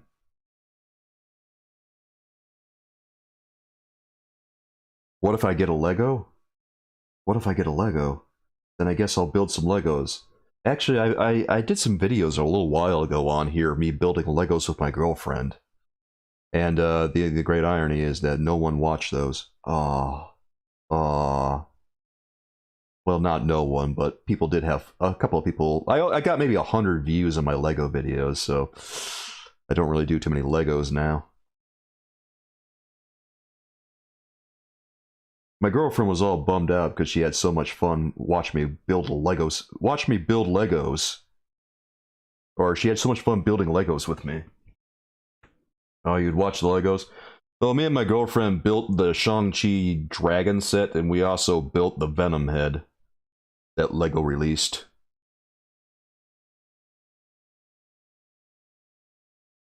Anyway, back to the swap that I was talking about earlier. The swap that I was talking about earlier, what happened was that my mom got me a copy of Marvel vs. Capcom. She bought a copy of Marvel vs. Capcom for the Dreamcast a while ago. And when she gave it to me, I opened the case, and it turned out that what was inside there was Marvel vs. Capcom 2, which is what I actually wanted. I didn't actually want Marvel vs. Capcom 1. And I said to her, well, it looks like you received the wrong game, but we're not gonna correct this.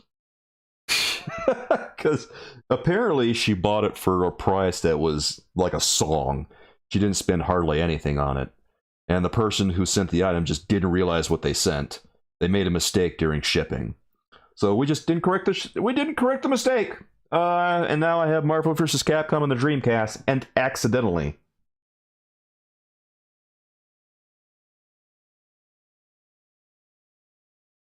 Like to Disconnect says, I'm actually really into Legos, rabbit hole that is. I love doing... I love doing Legos. Like, Legos are a lot of fun, especially if you have someone to build them with. I have a Carnage head that I never built, and I don't know, maybe I'll stream that someday. That is, if the Lady Astrid feels like joining me. Because I'd like to do something with the Carnage head that I have lying around.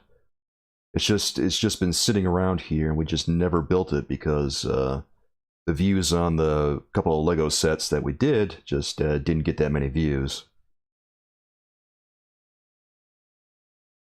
I like to Disconnect says, really into Legos. Honor Guard says, I've always thought it'd be cool to have a community Lego build stream.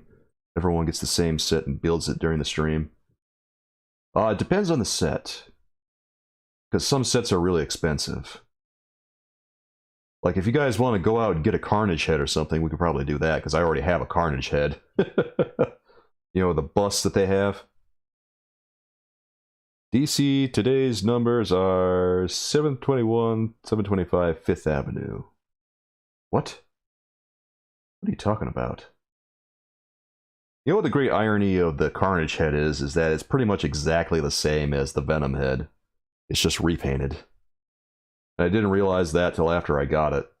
The only difference is that the Carnage head doesn't come with a tongue. Google it? Oh no. Alright, you know what?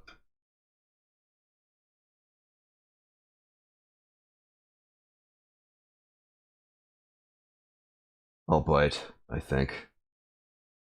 Egg Toddy, am I gonna regret this? I might regret it.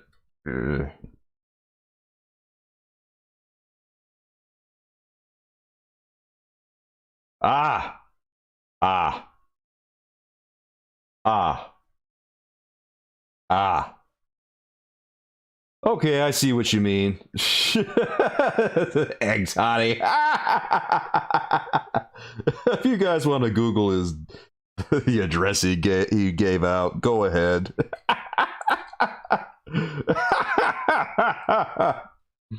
Oh, you're gonna love it when you see it, though. Honor Guard says he's got a Vader and Stormtrooper Lego helmet to build. Yeah, man. Those busts are really cool. Like, I still have the Venom downstairs that we built, and it's kind of just hanging out. The one that me and Astrid built, yeah, I got it downstairs, and I just like looking at it every so often, because it's a nice little memory that we had together. Collect to Disconnect built the Home Alone Lego house when it came out, and your mom split it in half, and put it back in the box. She told me when I went to her house a few weeks ago, you were devastated. Oh no, she split it in half? How do you split it in half? How do you just break the house in half, man? You can't just break a house in half. It just... No, it's like, there's no way to just put it back in the box. No, it's built. It's done. It's over. So, in essence, she just kind of broke your Legos. Aw, man.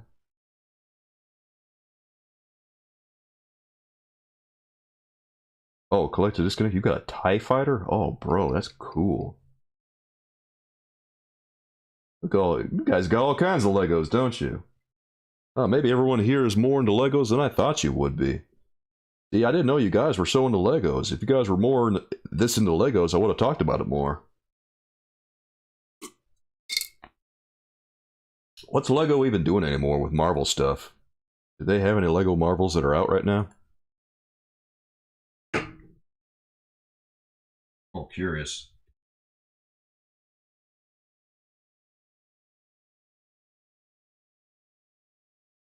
Alright, it looks like they got some Lego stuff over here. Lego Avengers, blah, blah, blah, blah. Soulkeeper, Marvel, Lego. Oh my god.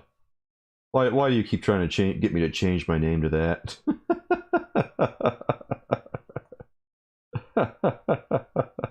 Egg Toddy.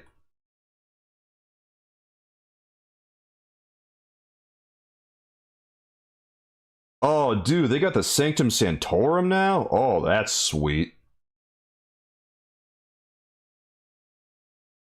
Oh, dude, they got a Sanctum Sanctorum here for like 250 bucks, and it looks crazy. What? Oh, here, let me pull this up.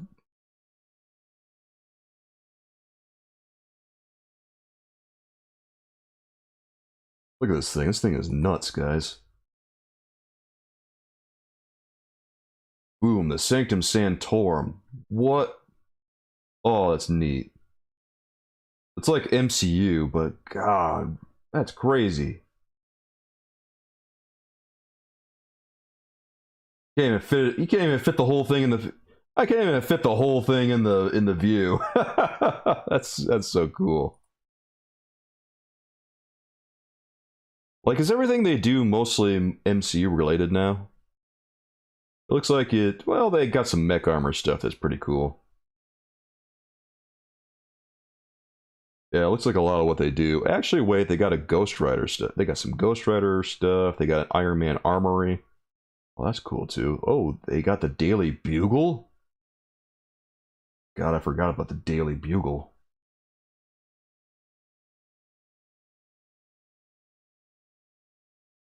Collect to Disconnect wants the Daily Bugle Lego. Okay, so let's pull that one up too, because you guys probably want to take a look at that one.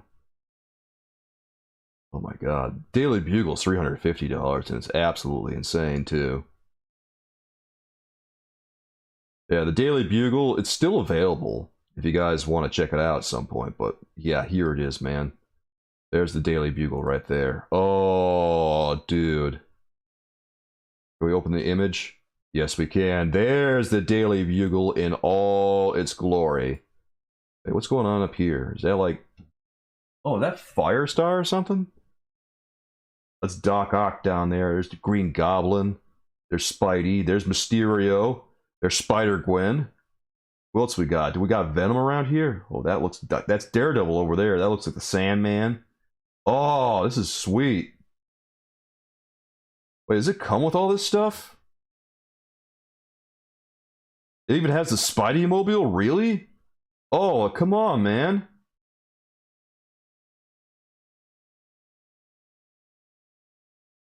Detachable facades. What all does it come with? Okay, it's got 20 25 minifigures. Doc Ock, Spider-Man, Venom, Miles Morales, Spider-Ham, Green Goblin, Peter Parker, Spider-Gwen, Mysterio, Sandman, Robbie Robertson. 5 minifigures that are new to the set. Blade, J. Jonah Jameson, Black Cat, Daredevil, and Punisher. Oh, dude. Oh, I got like no place to put it, but this is really cool. It's only 32 inches. Yeah.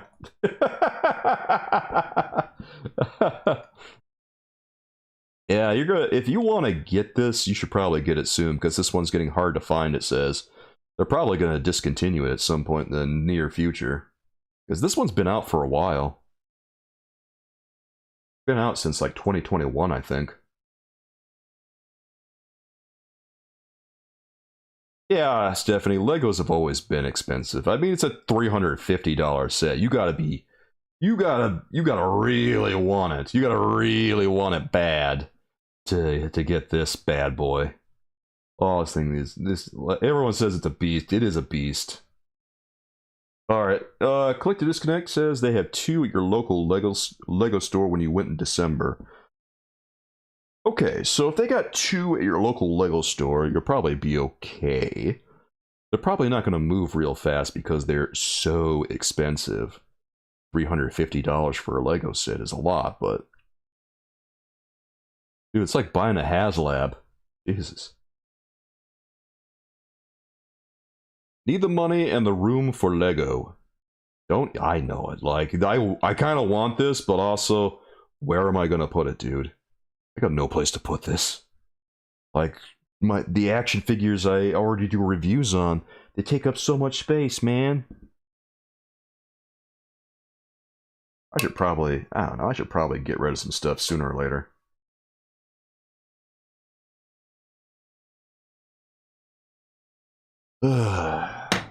Sooner or later, I'm gonna have to clean house in some of my collection. But who knows when that day is going to be, soulmates. Like to disconnect. I have the money, but no room for Lego. That Batmobile tumbler costs like $290. Oh my god. That's too much. Like, you gotta collect nothing but Legos. Yeah, they probably never go on clearance at Target, Stephanie, because Legos sell really well, I imagine. Honor Guard says over here he's got the bugle displayed next to the Spider-Man Web Warriors Ultimate Bridge. Oh, that's cool. Congratulations, by the way, bro. Dude, I saw someone who's like a Lego YouTuber building this set on a stream. I think they mostly do streams and stuff. But she has like this entire Lego town in her basement or something, and it's huge and it's insane, and she was installing the Daily Bugle as part of it, and she had this enormous Lego collection. My god, she had so much.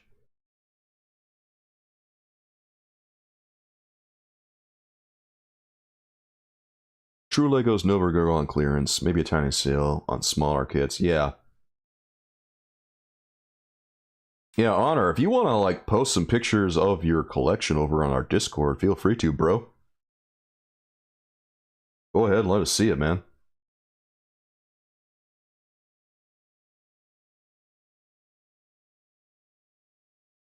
That's what she said. Thank you, Ectati.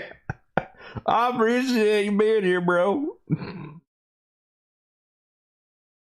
Like, you don't have to share it if you don't want to, but if you want to, hey, that's what the Discord's for, right?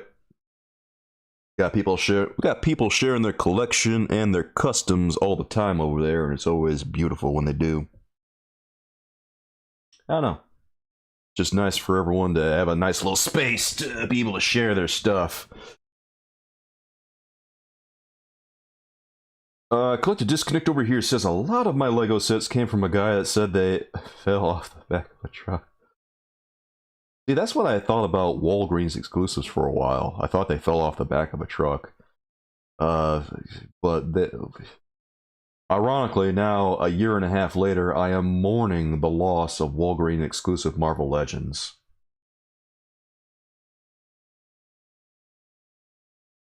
Like to disconnect.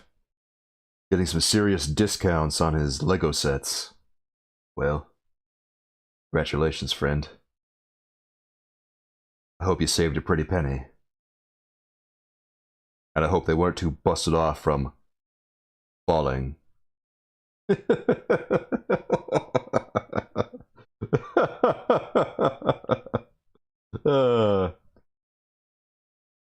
Out of curiosity, do we have any final thoughts that we want to bring up in regards to windowless packaging, or have we talked about pretty much everything at this point?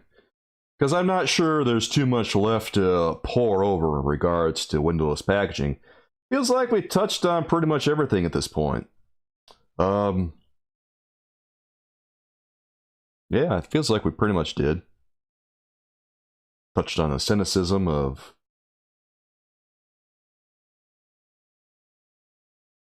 the packaging itself, the actual reason for doing it. Touched on how it affects us, how it affects other collectors. Feels like we can talk about everything more or less. Honor Guard here says that a few years back there was a story about a Silicon Valley CEO who was arrested for stealing Lego from a CEO was arrested for stealing Lego from Target with his own printed barcodes. Oh man. Really? Why? Just because he could? Ah, yes, that is the great irony here, Collect to Disconnect, is that Legos are all windowless packaging themselves. So, I guess what's the difference here between buying Legos that are in windowless packaging versus buying Marvel Legends that are in windowless packaging? That's something we can talk about right now because, you know, like we just said, Legos are all in windowless packaging. But Marvel Legends, now they're in windowless packaging and we're suddenly hesitant to buy these. Well, you don't see a lot. Do you guys see necessarily a lot of Lego swapping? I think that Stephanie says that she hopes Hasbro goes back to the regular packaging and lowers their prices. Well, Stephanie, I don't want to disappoint you, but I really don't think that's going to happen. I don't think we're ever going to see lower prices ever again, because once they raise their prices, they never go back down. No, I don't think that they'll ever go back down. Much to our disappointment. Will they go back to regular packaging? That's could be a possibility if they lose enough money doing it, but right now they don't want to go back to the regular packaging because then they're going to lose a lot of face. Collect to Disconnect says, in my case, buying secondhand Lego sets, I wouldn't know pieces were missing until I'm halfway done. You could have gotten ripped off multiple times.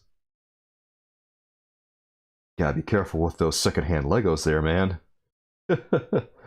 Honor Guard, when I was a kid, Lego, at least the big sets, had a flap that you could open and there was a plastic window to see the bricks. Okay, that's curious to me. There was a plastic window. I didn't realize they had that. I was under the impression that Lego sets always were windowless. How long ago was that, by the way? Because I don't remember Lego sets ever having a window like that. Cooler says, with the current management, I can't see Hasbro getting better. Well, obviously, you know, they probably need new management because the way they're running things is kind of garbo. 15% of their workforce fired. Late 70s, early 80s. Well, that's why then, Honor Guard, that's well before my time. So they probably changed things up once it got to be around my time. I don't know when they changed things up, but obviously it was long after that, or after that, rather.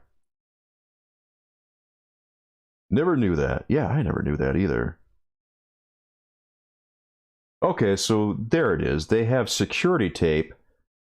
They have security seals and tape on Lego sets so that you know they haven't been tampered with.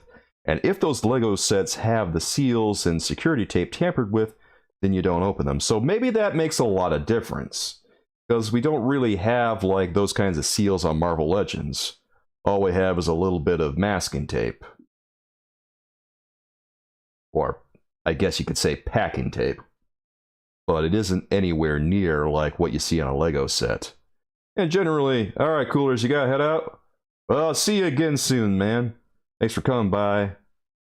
Keep it keeping, that's right, man. Thanks for those penguins on your way out. See you soon, bro. And I see tape from Dollar Tree. It might as well be tape from Dollar Tree that they're dealing with. Like, the tape that they're dealing with is not good tape. It's not like... It's nowhere near as secure, it feels like.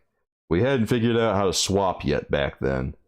Well, we certainly have now. Of course, you know, like you say, with the tape that's on the Lego boxes, you can tell when the box has been tampered with.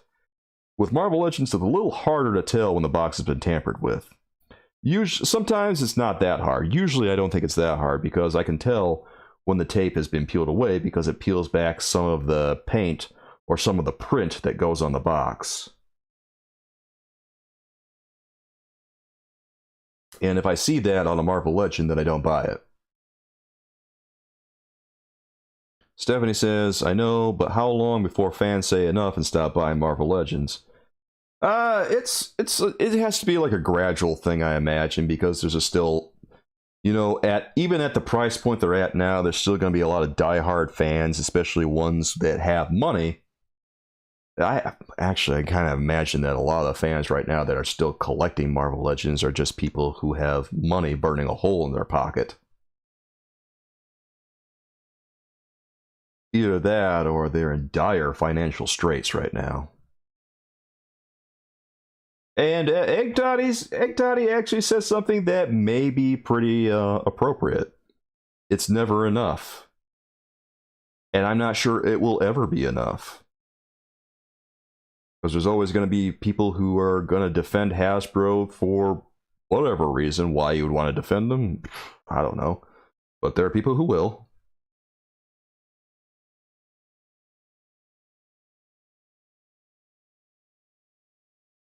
Collected Disconnect says, Windowless figures should implement the Lego seals. Once it's open, you can't reseal it. Yes. Absolutely, they should. And that would go a long way toward eliminating the tampering, or at least cutting down on it quite a bit. If they really want to go this route, they really need to try harder, is the takeaway. NSC can't swap in those Toy Biz clamshells. Sucker looking like a paper shredder just trying to open it. That's true too. With the Toy Biz clamshell, you weren't opening that, bro. Dude, I remember Toy Biz clamshells. When I opened those, I had to get out a pair of scissors and open it like I was prying it with the jaws of life. You had to really want that toy, and boy did I.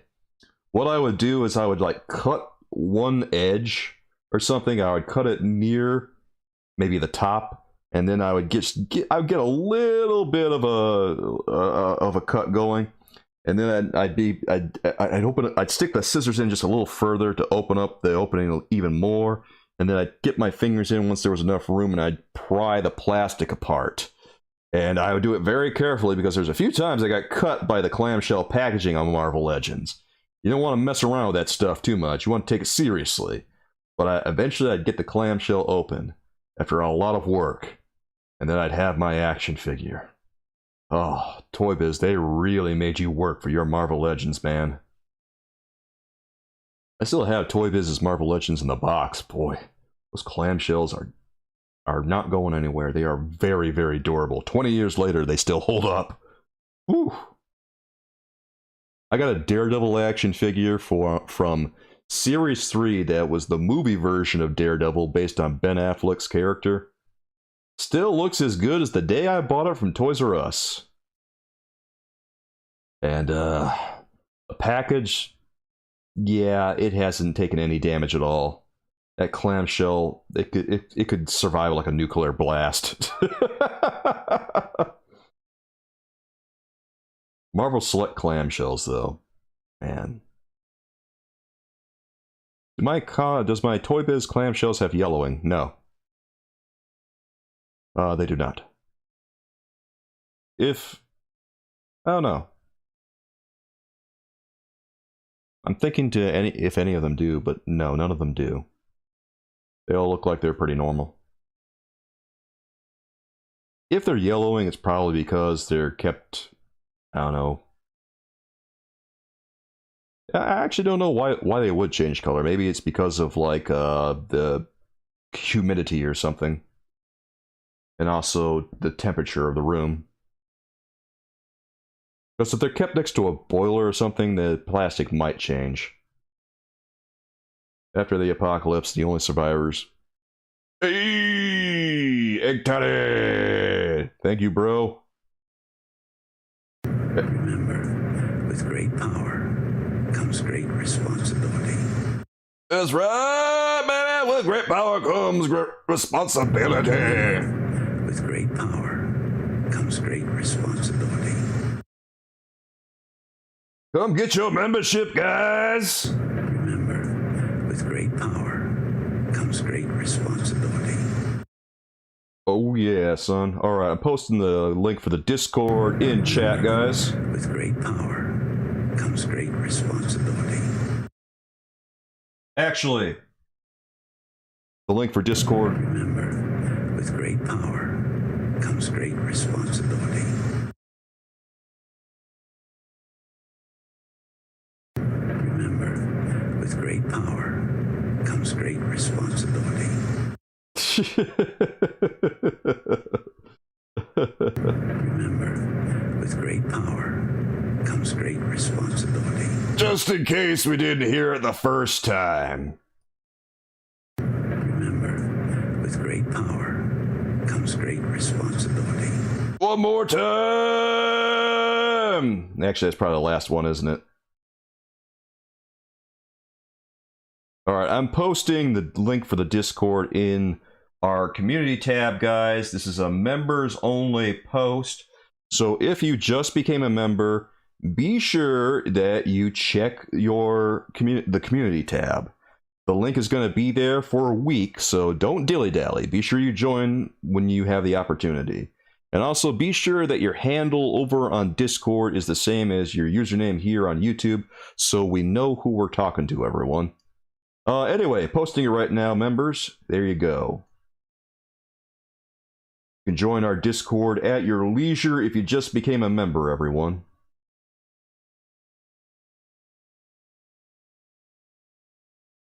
There we go.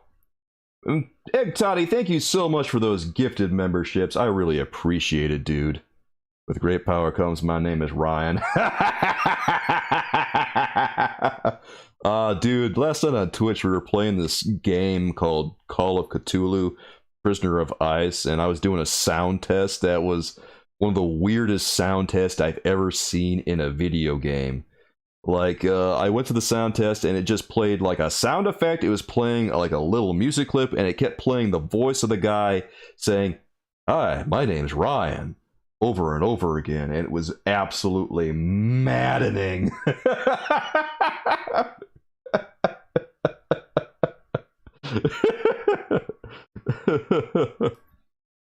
Also, my name is Ryan.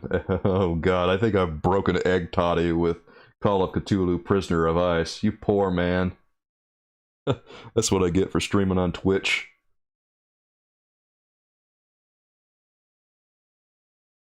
Make it again. Oh, yeah, I really appreciate those memberships, man. Like I say, it really helps me out. Especially during the months, you know, where there's not a lot of ad spending. Really appreciate it, guys. Oh, that's right, we got a Ryan in the chat, don't we? It makes it even more appropriate. Alright, I'm checking on Discord to see if we got any people who joined. We don't have any people who have joined yet, but guys, if you are watching and you got yourself a gifted membership, be sure you keep an eye on that. You have a week to join up. Well, you don't have just a week, but the link expires in a week, so like I say, don't fool around for too long. Anyway, what were we talking about anyway? We're talking about the windowless packaging in some capacity, and I completely forgot what I was going on about. That's what happens when I get sidetracked by memberships. get all excited and my brain just farts.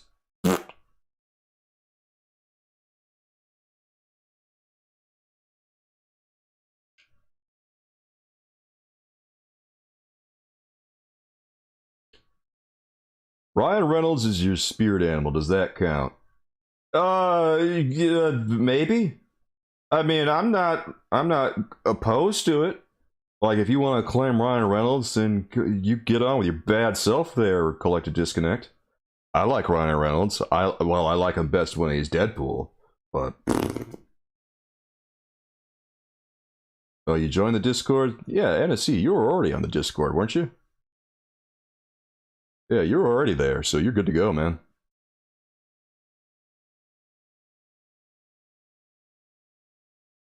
Egg Toddy says here, I think some joined, but since some was members before and then rejoined, it's not showing on Discord and new members. Yeah, they... What happened there is they left after they were unverified. Because I didn't kick anyone. Actually, who all... let me check our things here. Who all did we... Here, I'm scrolling up. Okay, Traffic Cone. Actually, Traffic Cone is still on there, so let me verify him. I didn't realize he was still on there. What happens is I don't really kick anyone from the Discord anymore because, yeah, it's just it's too much to deal with. Trying to get people to join and rejoin and stuff. What happens is after their membership runs out, I just unverify. Egg Toddy got you the Egg Toddy got you a membership there, Traffic Cone. Egg Toddy, they have to click on the link that I posted in the community tab if they want to get onto the Discord. They just don't automatically get into the Discord after they get their membership. But yeah, if you guys got gifted a membership, like Kelly and Dan Moore and Junior Films, you can go to the community tab here on this page, and there is a post there that has your link to the Discord. Click on that, and you will have access. I don't kick anyone from the Discord anymore. If someone's membership runs out, I just unverify them. And, yeah.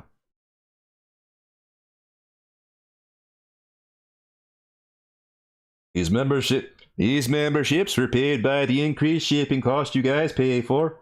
That is how we do things at Egg Toddy McFakelin Toys. We will ship out your penguins to you shortly, and they will all break.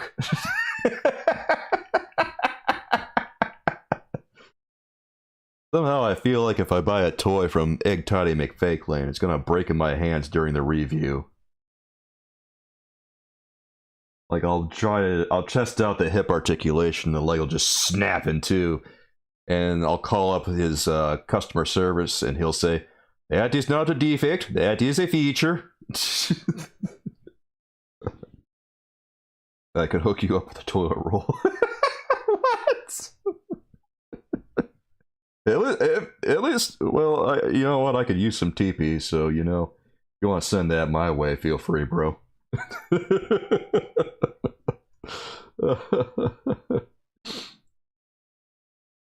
Anyway, Traffic Cone, welcome back, dude. I hope you're doing okay. I hope their life's been doing better.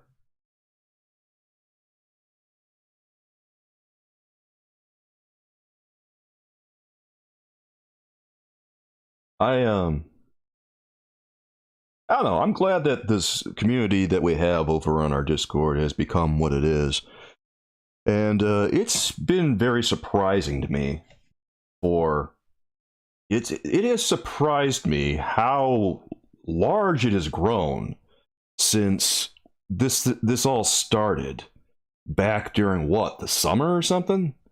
Like, it hasn't been that long since we've started doing this, and since the Discord, you know, got rolling. Because initially we only had what, maybe like 3 people or something? And now it's like, how many people are on there now? Like, who knew we would have a community this big at this point? That is amazing to me. We gotta have like 20 people now or something like that, right? That blows my mind. Things are okay? Well, I'm glad, man. Well, I'm glad you're back here, too. I love you in Toy Story 2. Like, it's just amazing to me that, you know, we gather in this place every week, and as many people are watching as they do. I'm flattered, believe me, and I'm humbled by the generosity too. I guess it's just nice to provide a space where we can talk about this kind of thing and not feel like, I don't know,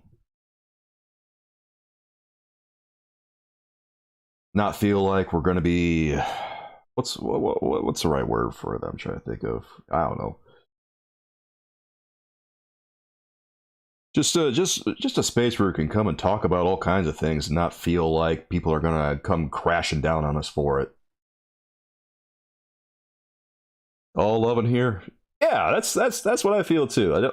I feel like we criticize Hasbro. Well, we criticize a lot of different stuff sometimes, but there's a lot of praise too. And I think the most important thing is that when we do talk about that kind of stuff and we are critical of certain things, it's like not personal. Like, it's not directed toward each other. It's directed at, you know, the companies, which is the big thing, because, you know, sometimes people make it personal. And that's what it gets weird for me. Because, you know, if I criticize like Hasbro for something or McFarlane for something, it's not meant to be a slight on someone else. And, you know, sometimes I'll catch myself accidentally, like giving, you know, slighting someone in a comment section, and I'll course correct myself and like delete the comment because I realize, you know what, maybe I shouldn't be saying that sort of thing, etc. Like, I'm not perfect, so I try to keep that sort of thing to a minimum. Well, I try not to do it at all, really. But like I said, sometimes I'm not perfect, and I catch myself doing it, and I realize, Soulkeeper, you shouldn't be doing that.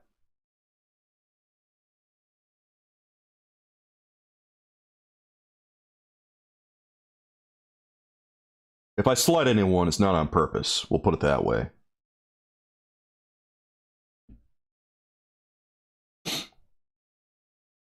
Like to Disconnect says, Solo, don't go out Fridays anymore. Just tune into the streams. Thanks for all the money and headaches you save me. Well, I guess if I'm helping you save a little bit of money here and there, then that's good. I don't want to dissuade you from enjoying your hobby, right? Like, if you enjoy something that I don't, then, like I tell you guys, you just gotta say to yourself, well, what does this guy know? Because, you know, it's all different. Everyone's gonna have different strokes. So you're gonna want to go out and get an action figure that I don't like. That's fine. Like, if you like the Eradicator, go out and get him, dude. I'm not really into the Eradicator action figure all that much, but if you like him, it's your collection. You know, everyone's okay. So that's the thing, Traffic Cone. Like, everyone's finally criticizing Hasbro. They're finally jumping into the boat, I guess. Everyone's criticizing Hasbro for various things, and mostly it's like the price hikes. I enjoy sleeping on Fridays, but thank you for saving me, Soulkeeper. Well, I'm glad that I can take away some of your sleep. If there's anything you need less in your life, it's sleeping more. You shouldn't sleep so much, Egg-Tied. You should watch my Soulkeeper streams. You just gotta watch my streams. You gotta watch all my videos. I got like 3 different channels, man, and you gotta watch all of them. Cut back on that sleep and get some Soulkeeper in you.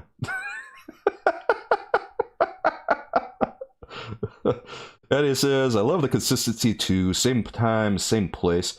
Yeah, I guess that's like one of the keys to growth, so to speak, is just being sure you show up at roughly the same time. Obviously, I am late sometimes. You know, sometimes life gets ahead of me, and I start a little later than I expect to.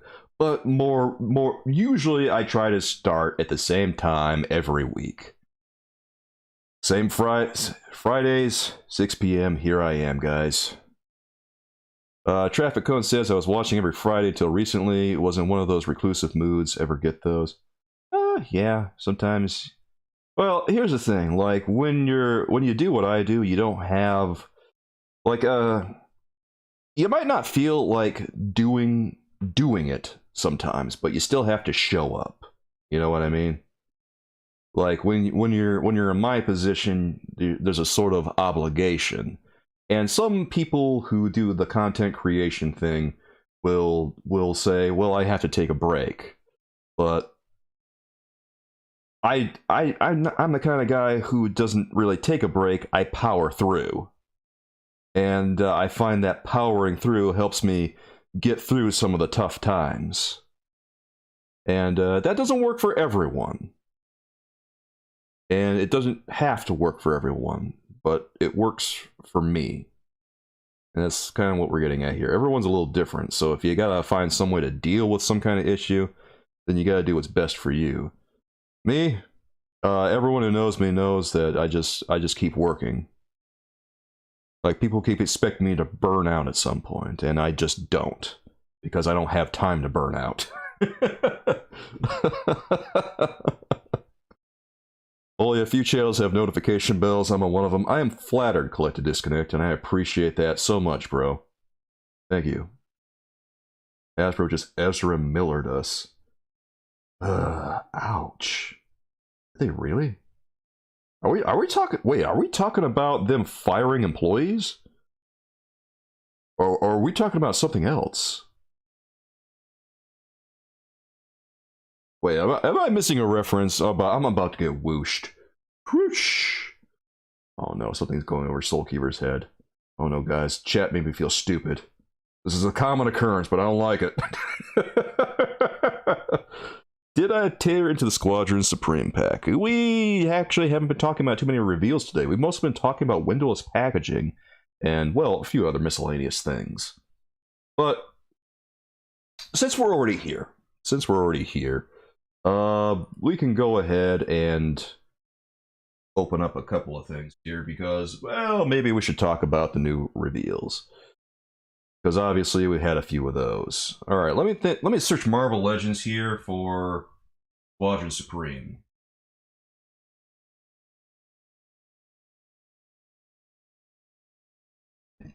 Excuse me. I'm looking for some good images. There's a post up here somewhere that's going to be good. You know what? I'm just going to go to my regular place where I look for all kinds of news and everything.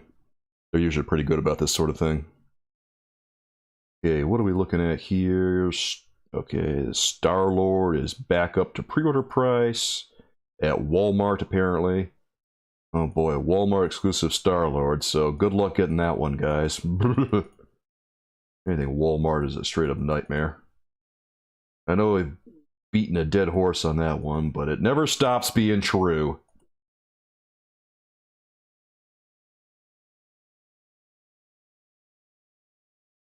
Oh, there it is. Okay, I found it. Alright, let's check out some of these.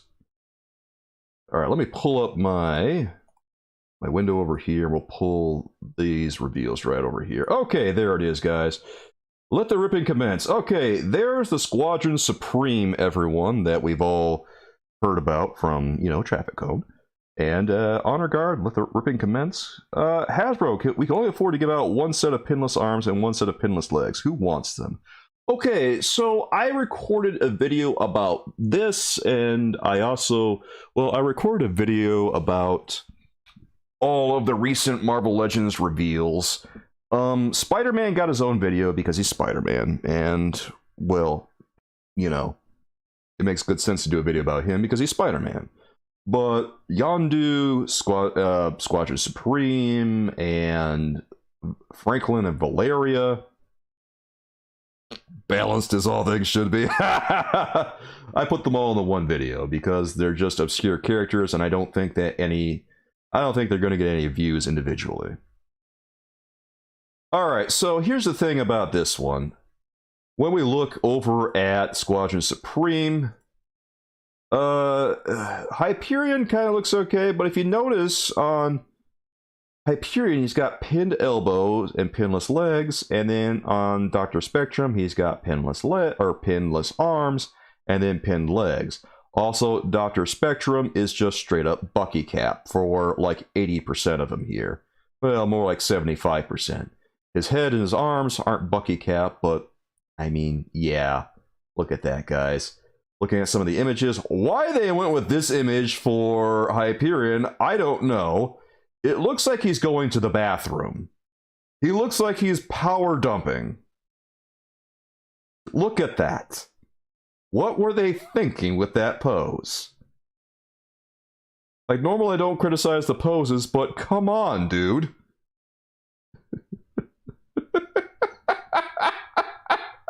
What is this? Hyperion.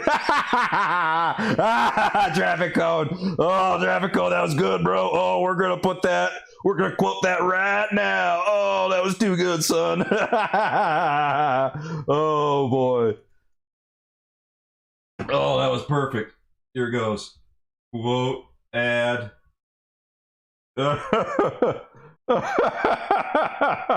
Oh, that was so good.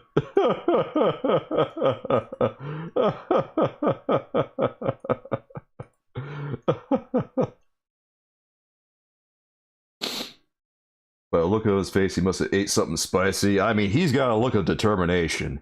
He is trying his best to deal with the situation he's got himself in. And, yeah, it's not working out in his favor. But then we go over to Squadron Supreme, who's, well, I don't know what's going on here. Is he dancing? Is he trying to fly? Is he about to take off? I mean, what? Where's the, like, power stone that he has, or whatever they call it? Oh, there it is. He's supposed to have that accessory in his hands. There's not too much going on here. He did. Okay, yeah, there it is. He just scored a touchdown. This. You guys see what I mean about Bucky Cap looking awful in 2023? Why are they doing a Bucky Cap in 2023? No one wants this. No one needs this.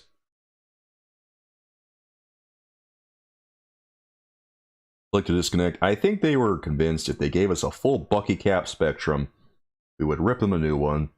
So they gave us pinless arms on Spectrum, and we still hate it. Truth though. You know they had the temptation to just go with the full-on Bucky Cap, but they didn't. Come on, look at his teeny tiny feet. Look at those. You see those feet? They don't look right. And his legs look all weird, and he's got no butterfly joints or anything. Just all of his muscles look like they're all, I don't know, man. There's just so much striation going on that it feels awkward. If it were the Vulcan buck, it might be okay. I don't know. I guess it's fine that they're not using Vulcan too much, but I don't know. Bucky Cap just looks so bad. Yeah, that's you're trying to phrase it somehow, and you're right, Traffic Cone. Bucky Cap looks like it's made out of beef jerky. You're right. That's the problem here. It looks like he's all torn up and put back together. It looks like a. Look at those joints too. It just doesn't look good. The proportions feel weird. I can't believe. Oh, Collect to Disconnect has beef jerky, and he can confirm. Well, that's nice. God. I want to get like a full view of Hyperion, but all I got to look at is him taking a dump. Why do they want us to get a good view of Hyperion over here? I guess it's cool that Hyperion looks like he's gotten a significant update since his last action figure. Like, it's cool he's got the torso rocker. What's the deal with his midsection here? This little thing right here. Is there a reason he doesn't have an ab crunch? To be honest, you do the football pose with mine too. I mean, there's nothing wrong with the football pose. It just, I don't know. It's fine. It's fine. Like, it's better than this. Oh man. Does anyone pose their action figures like this? I have to ask. The old Hyperion just had that midsection painted instead of sculpted. Okay, so I guess they decided to go the extra mile and do a little something for him. Apparently that extra mile did not include an ab crunch, but, you know, take the wins where we can get them, I guess. I don't know, is this a win? Is Hyperion any good? Or is Dr. Spectrum just the bad one in this pack? Because I feel like Hyperion is okay. I feel like Hyperion's fine. But Dr. Spectrum, I look at him and go...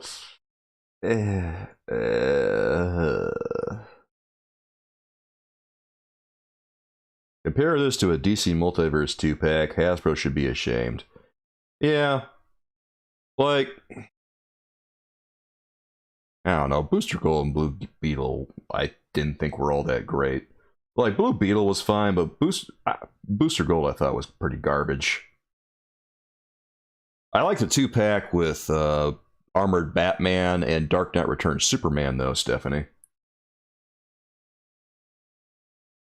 Like to Disconnect has a Hulk post like this. See, Hulk is big enough that he can pull it off. I'm not sure Hyperion is the guy to be doing a squatty potty pose.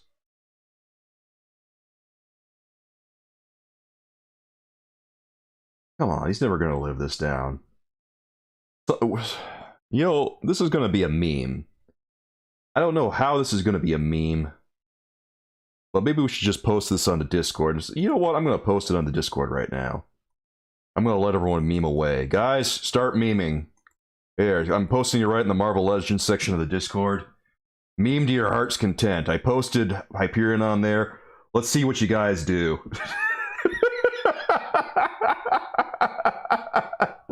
we got some meme makers over here. I know you guys are gonna meme this.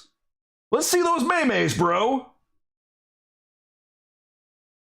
Making a mode of squatting Hyperion. Oh, now there's a galaxy brain idea, Traffic Cone. Yeah, we're gonna do that, bro.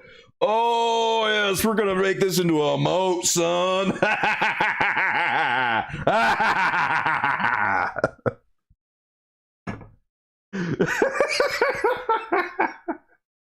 Hey, we got Doomhead as a moat. Why not Hyperion?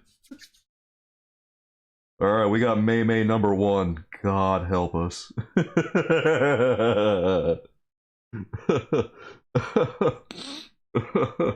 Actually, do I have an emote template in my files right now, or do I just have it on one of my externals? Yeah, I have to take a look. If I have it like right now, I could actually just do it right now very easily. Do I have emotes? Oh, wait. I got an emote template. Oh, this might happen right now. Oh, God. Are we going to do this like right now on stream? I think we might. Okay, let's do it, guys. Yeah, this is happening. I might have to take down an emote, though, because I'm not sure I have enough members to get another emote on here. Unless I suddenly get, like, a huge influx of memberships. But, you know, that's... Wait. Okay, so maybe... Okay, I got a Doom head emote, I got a Penguin head emote.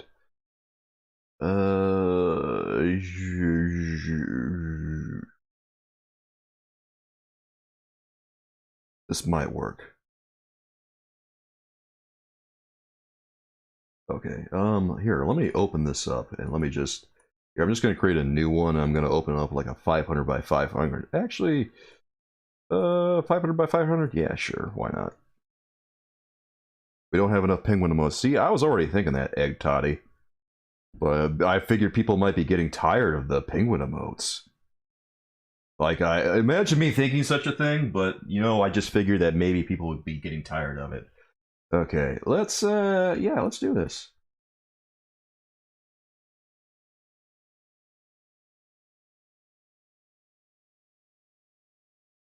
All right. Here's what I want to do. I'm going to shrink this window, guys. And I want you guys to watch this. Let me see if I can capture. Can I capture Photoshop as I'm doing this? Okay, Photoshop. Actually, yes, we can. And there it is. Here, Photoshop. What if... Okay, can we like pull this up a little bit? Can I show the canvas?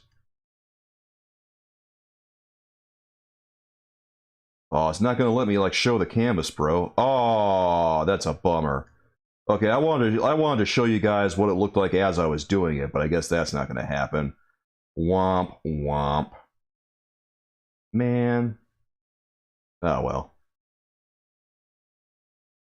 Well, I guess we'll just have to see it when it's done.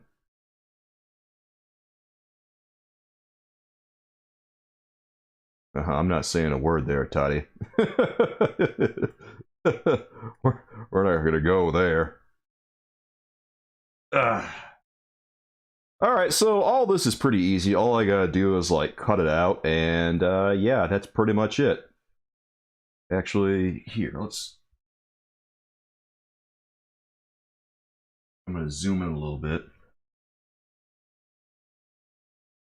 And I'm gonna take a little bit off this shadow thing that just showed up here. Sometimes when you're using a selection tool, you have to... It captures a little too much. So you gotta cut off a little off the edge. Okay, that you know what? That looks good enough. Yeah, that works. Okay, so we'll zoom out now. And we can go ahead and use our selection.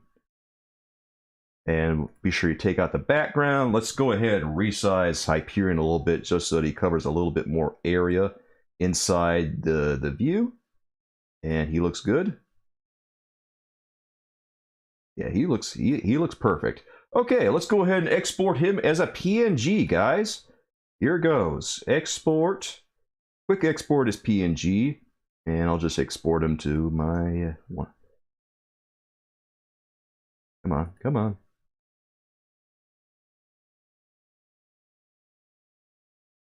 Oh, perfect. All right, now we'll go over to YouTube. Let's see, can I pull this off? Well, actually, it's not even hard. What am I even worried about?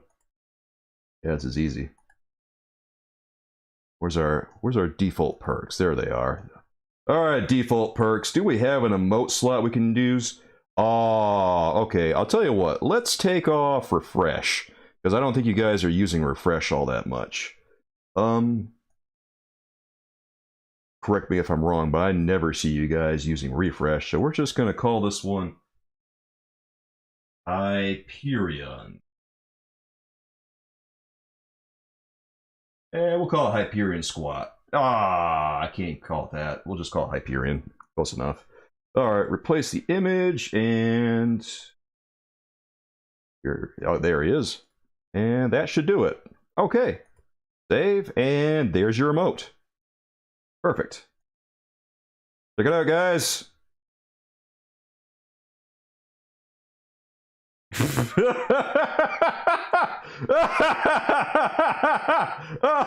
Oh no! Oh no! Click the disconnect. What have you done?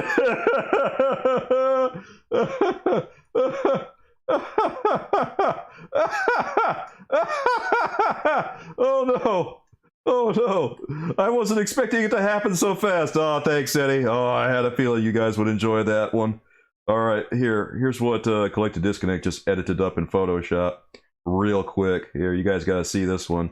Whoa, bam! That's the engine of vengeance, dude.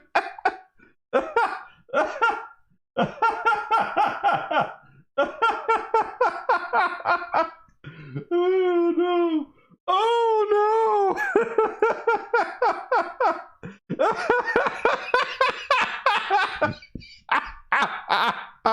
What?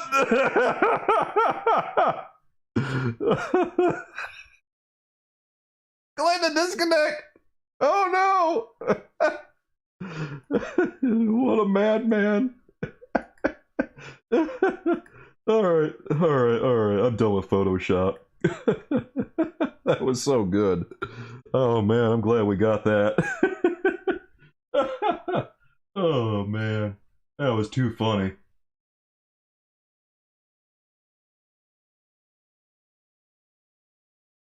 Ah, there it is. Okay, you guys, yeah, okay, you guys like that emote a lot better than the refresh one. See, the refresh one is good for like HasLabs, but in terms of a general emote, it doesn't really work that well. You got this beauty on 3 screens right now.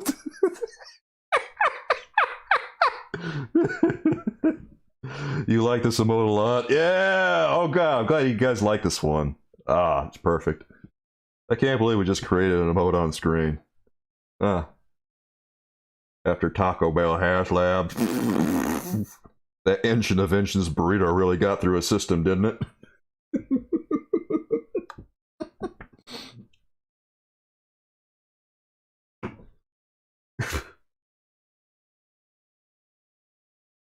So we've got 2 emotes based on Marvel Legends now. We got one based on the Doom head.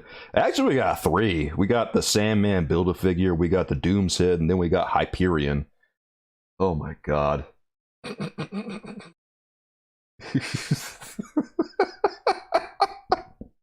This is classic.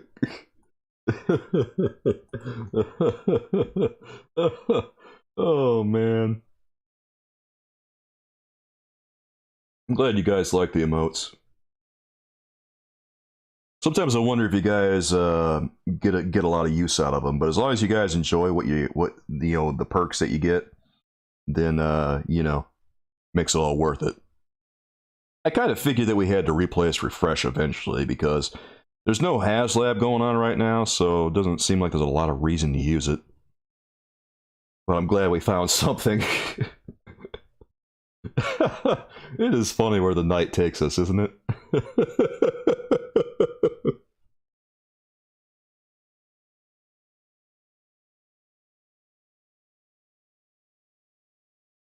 According to that new pick, Hyperion now has one other pinless point of articulation.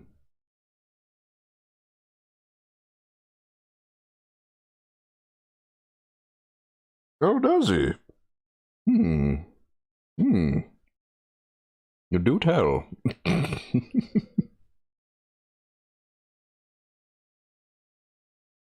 So, I guess I have to wonder right now, after looking at this latest Squadron Supreme reveal, is this about what everyone feels about this 2-pack? God, I was a little bit more complimentary than that, but you know, I guess this image works too. No, I know we're just having a laugh. Thanks those penguins over there, Stephanie. I need some more members so I can get some more penguin emotes in here. I gotta fit some more in. I won't be satisfied until I've got like a dozen penguin emotes.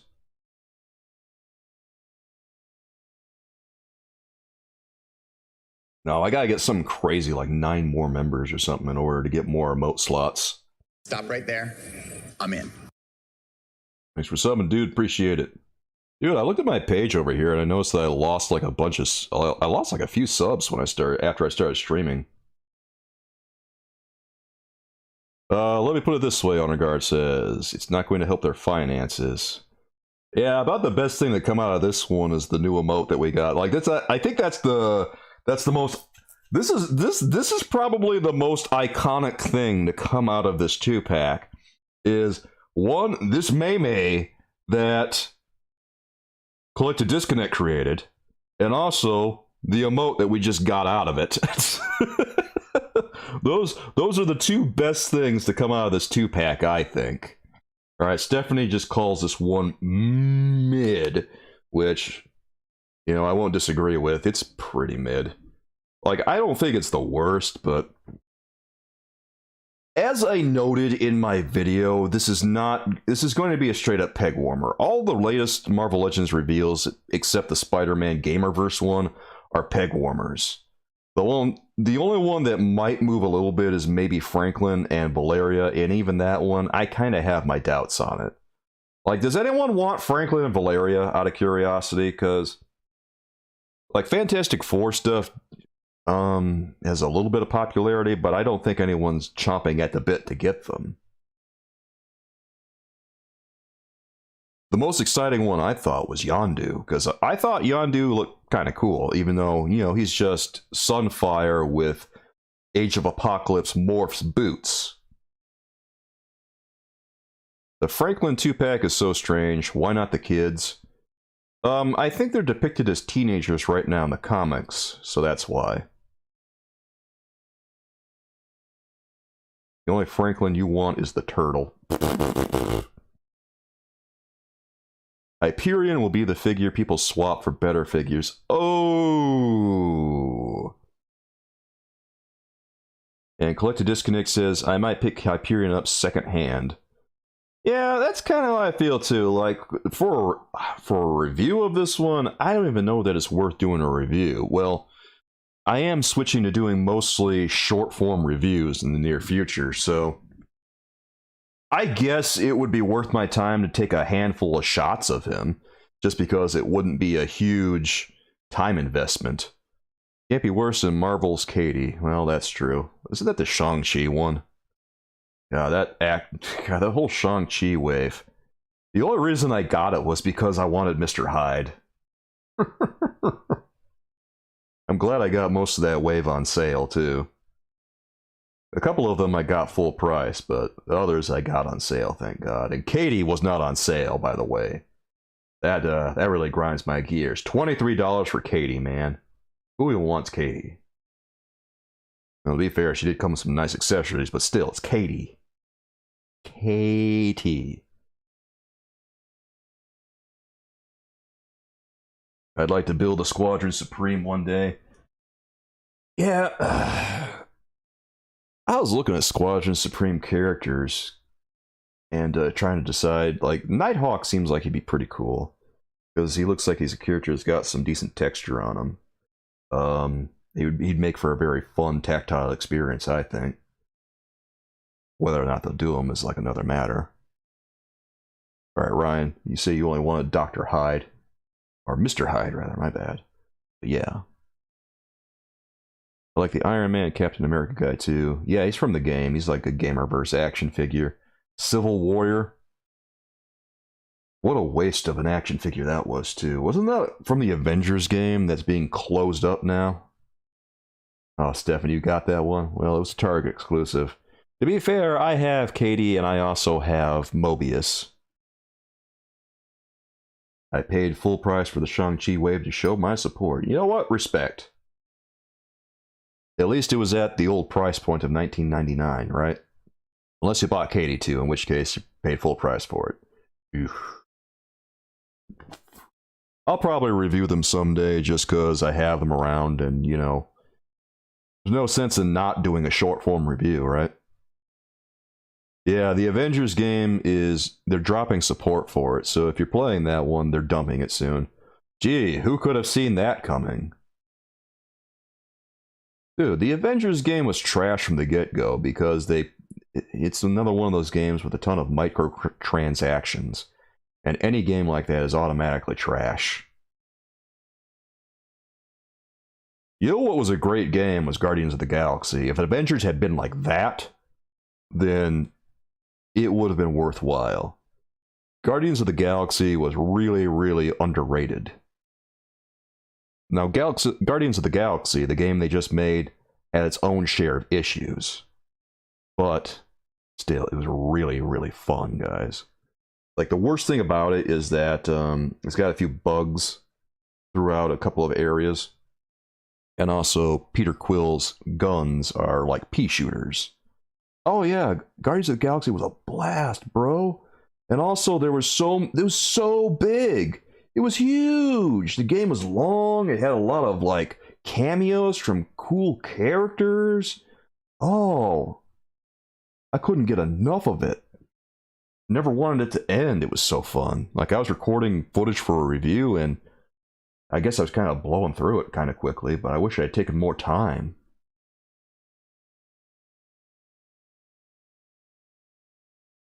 downloaded, haven't played it yet. Dude, you're gonna love it. It's so fun. It's a love letter to Guardians of the Galaxy. They really went out of their way on it. Oh boy. Oh boy. Oh boy, we got another May here. Oh, what did you do, Collected Disconnect? What did you do? Oh, here, you guys gotta see it. I wouldn't be doing my job if you guys didn't see it. Here, you gotta take a look at this.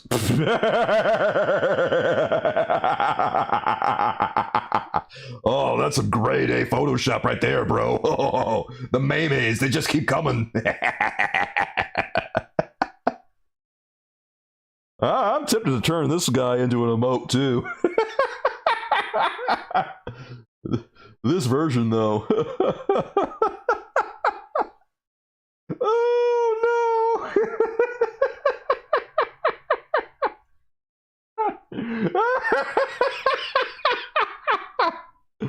Oh, man.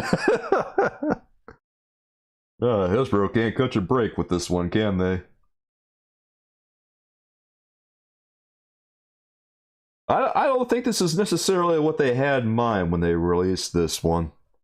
But this is what they're getting. Heisman Trophy winner. Yes, clearly. Yeah, I agree wholeheartedly. And now that you've done this, I can't unsee it.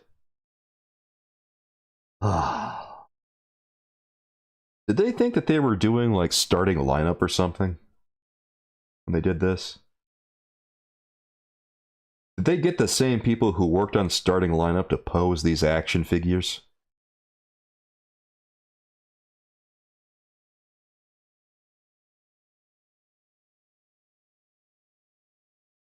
If they gave Heisman trophies for failure, oh my god. Traffic cone, it's so perfect. Like a football accessory would be perfect. I know, like it. Now that it's there, it kind of looks like it belongs, doesn't it? Like he's really getting ready to toss the pigskin, son. Dr. Spectrum over here, he's playing a friendly game with all of his superhero buddies. Hyperion's going long. $50 starting lineup. Oh, God. I haven't kept tabs on starting lineup, but is that what they go for? Collected Disconnect here says, hey, I actually bought a few starting lineup figures. NBA and action figures are my two favorite hobbies. Well, then that is right up your alley. The starting lineup NBA figures are $29.99 currently for NBA All-Star Game. Yeah. Are they ever going to do like football and stuff? Just wondering. Because this seems like a good opportunity for them to mix brands. Wish I would have waited. Oh wait, is $20.99 the sale price? My god, these are expensive. Wait, that's on sale? Oh my god, that's expensive. NFL is actually next up. Uh-oh. So what you're saying is we're actually going to be able to put a football in Dr. Spectrum's hand and make this come true.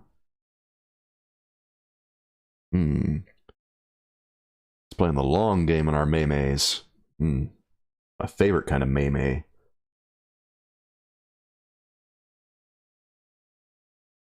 Oh, only half off. Oh, only. Good lord. Rumors that $30 is the new price. Oh, so they actually lower the price? Really? Because they realize that $50 for an action figure is absolutely insane?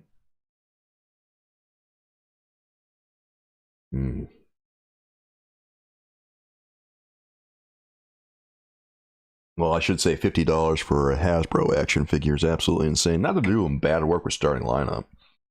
Like, the starting lineup stuff looks like it's pretty cool.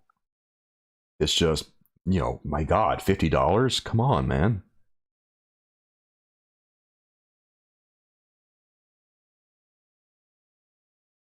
Like, at that price, where does the licensing fee begin and the price gouging end?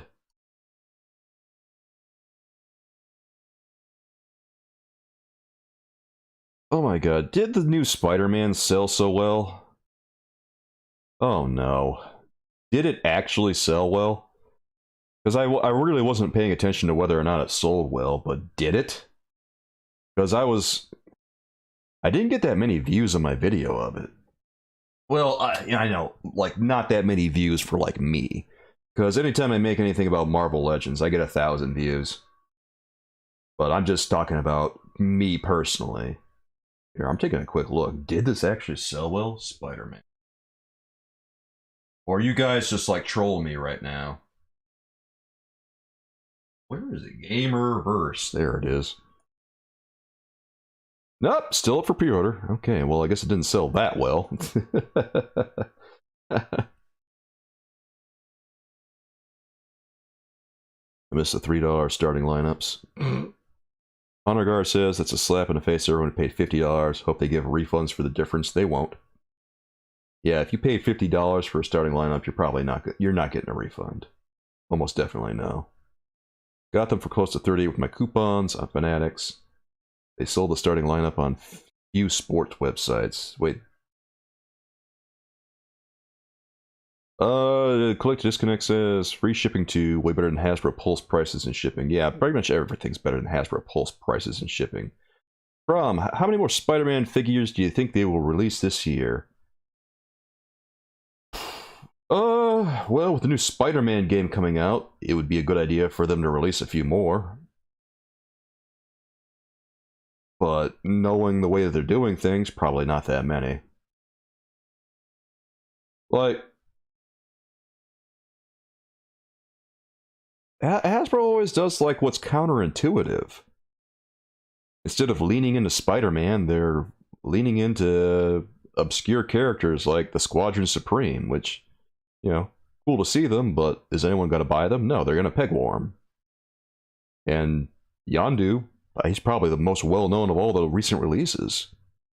But I don't see him selling all that well either. And Franklin and Valeria? Does anyone want them? I don't think so. It's a weird decision. They're picking lots of characters that where you say, "Oh, hey, that's neat," and someone asks you, "Well, do you want to buy them?" And then you're like, "Well, not really." Like these deep cuts that they're pulling out, it's neat to see them, but no one's going to buy them. Yeah, their selections have been odd. And meanwhile, they're charging a very obvious Spider-Man tax, because, you know, Spider-Man and Gamerverse, $35 versus $25 a piece for a standard Marvel Legend. Make it make sense to me. And there's just no other rationale for it other than, well, they're very obviously charging a Spider-Man tax. This is not a deluxe Spider-Man action figure.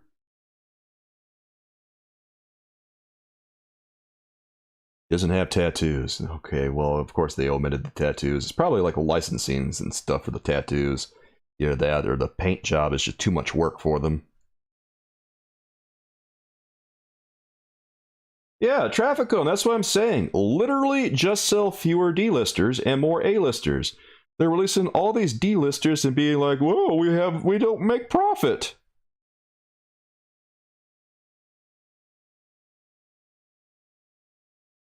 Stephanie says, these should be Hasbro Pulse online store only, no retail.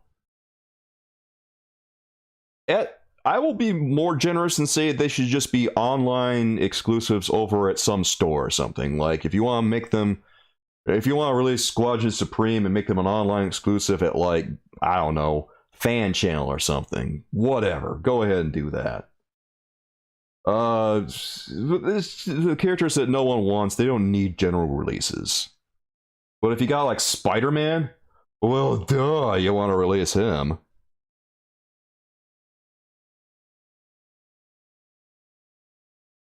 It's like I keep saying to you guys, I know I'm gonna sing it till I'm blue in the face. They've got Daredevil, and they're not doing anything with him. They did a 3-pack that was really ho-hum, but Daredevil, he's one of Marvel's top 5 characters right now, and they're not doing anything with his entire universe. Like, you got built-in Build-A-Figures, you got built-in waves, you can do a Gladiator Build-A-Figure, You can do multiple versions of Daredevil. You can do the Owl. You can do who else? Like Rotgut and the Kingpin. Multiple versions of the Kingpin. Typhoid Mary. Multiple versions of her and multiple versions of Bullseye and Foggy Nelson. You could do him too. And who else? You got do a little bit of Matt Murdock here and there. And numerous other characters like Bullet and the Purple Man, and you know, the list goes on and on and on. Daredevil has a very diverse rogues gallery. Oh my God, just use it! If they slap a Daredevil logo on it, it will almost definitely sell because people love Daredevil. His Netflix show is still in people's memories. They love it. Steph was on a mission last year. Nice. All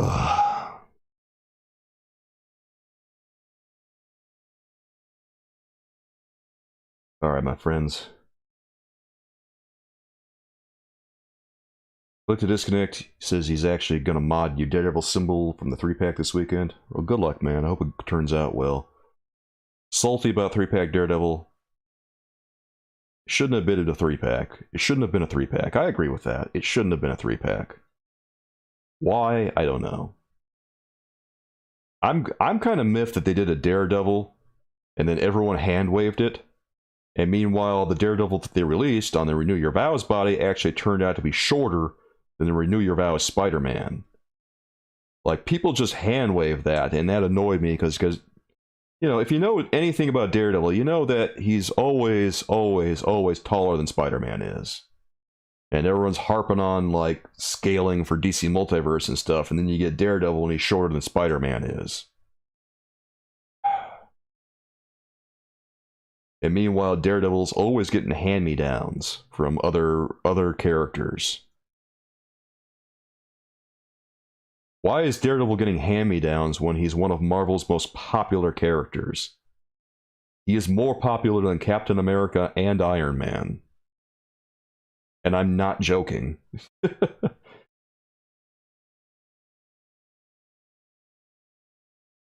Traffic Cone here says, Renew Your Vows Spidey is way too big. Yeah, that's another thing too. Like, they made a Spider-Man action figure that's way too large. Like, whoever made it apparently doesn't understand that Spider-Man is not a 6-footer. Spider-Man's very average. He's taller than 20th... Why? Why did they do that? It's terrible. For all the talk about scaling on DC Multiverse, you make a Spider-Man action figure that's taller than Captain America is? Oh, for God's sakes. Collected Disconnect over here. I'm sorry, Collected Disconnect. Sometimes it be like that, man. Sometimes we start criticizing action figures and then someone gets all sad. Hey, I'm sorry, man. Well, you go ahead and keep enjoying him. Anyway, my friends, it's about time for me to get on out of here because it's been over 4 hours now. By the way, new members, if you haven't joined our Discord yet, that is one of your perks, so be sure you join it. You can download Discord, by the way, and make sure that your account is the same name as what you have over here on YouTube so we know who we're talking to. Oh, Traffic Cone posted a May, guys. Oh, this one's a good one. You guys gotta see this one. This is too good not to look at before we go. Look at what Traffic Cone did over here. He really busted out the Photoshop skills. Oh, yeah, that's what it's all about right there. Oh!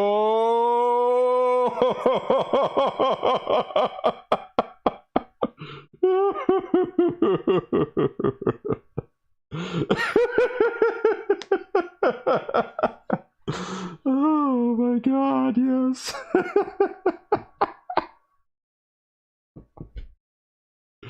Oh no. To infinity and beyond. Oh, this one's really good. Oh man. Graphical, this is a masterpiece. This is a masterpiece of filth.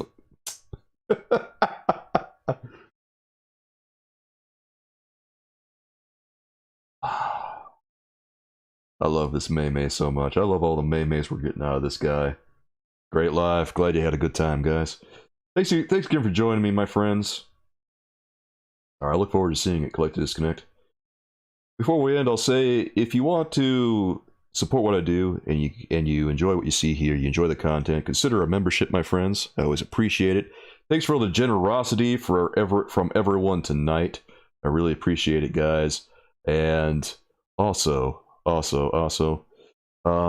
you know, super chats help as well too. Your perks with your membership come with oh, where is that anyway? Can anyone tell what country that is? Oh my god.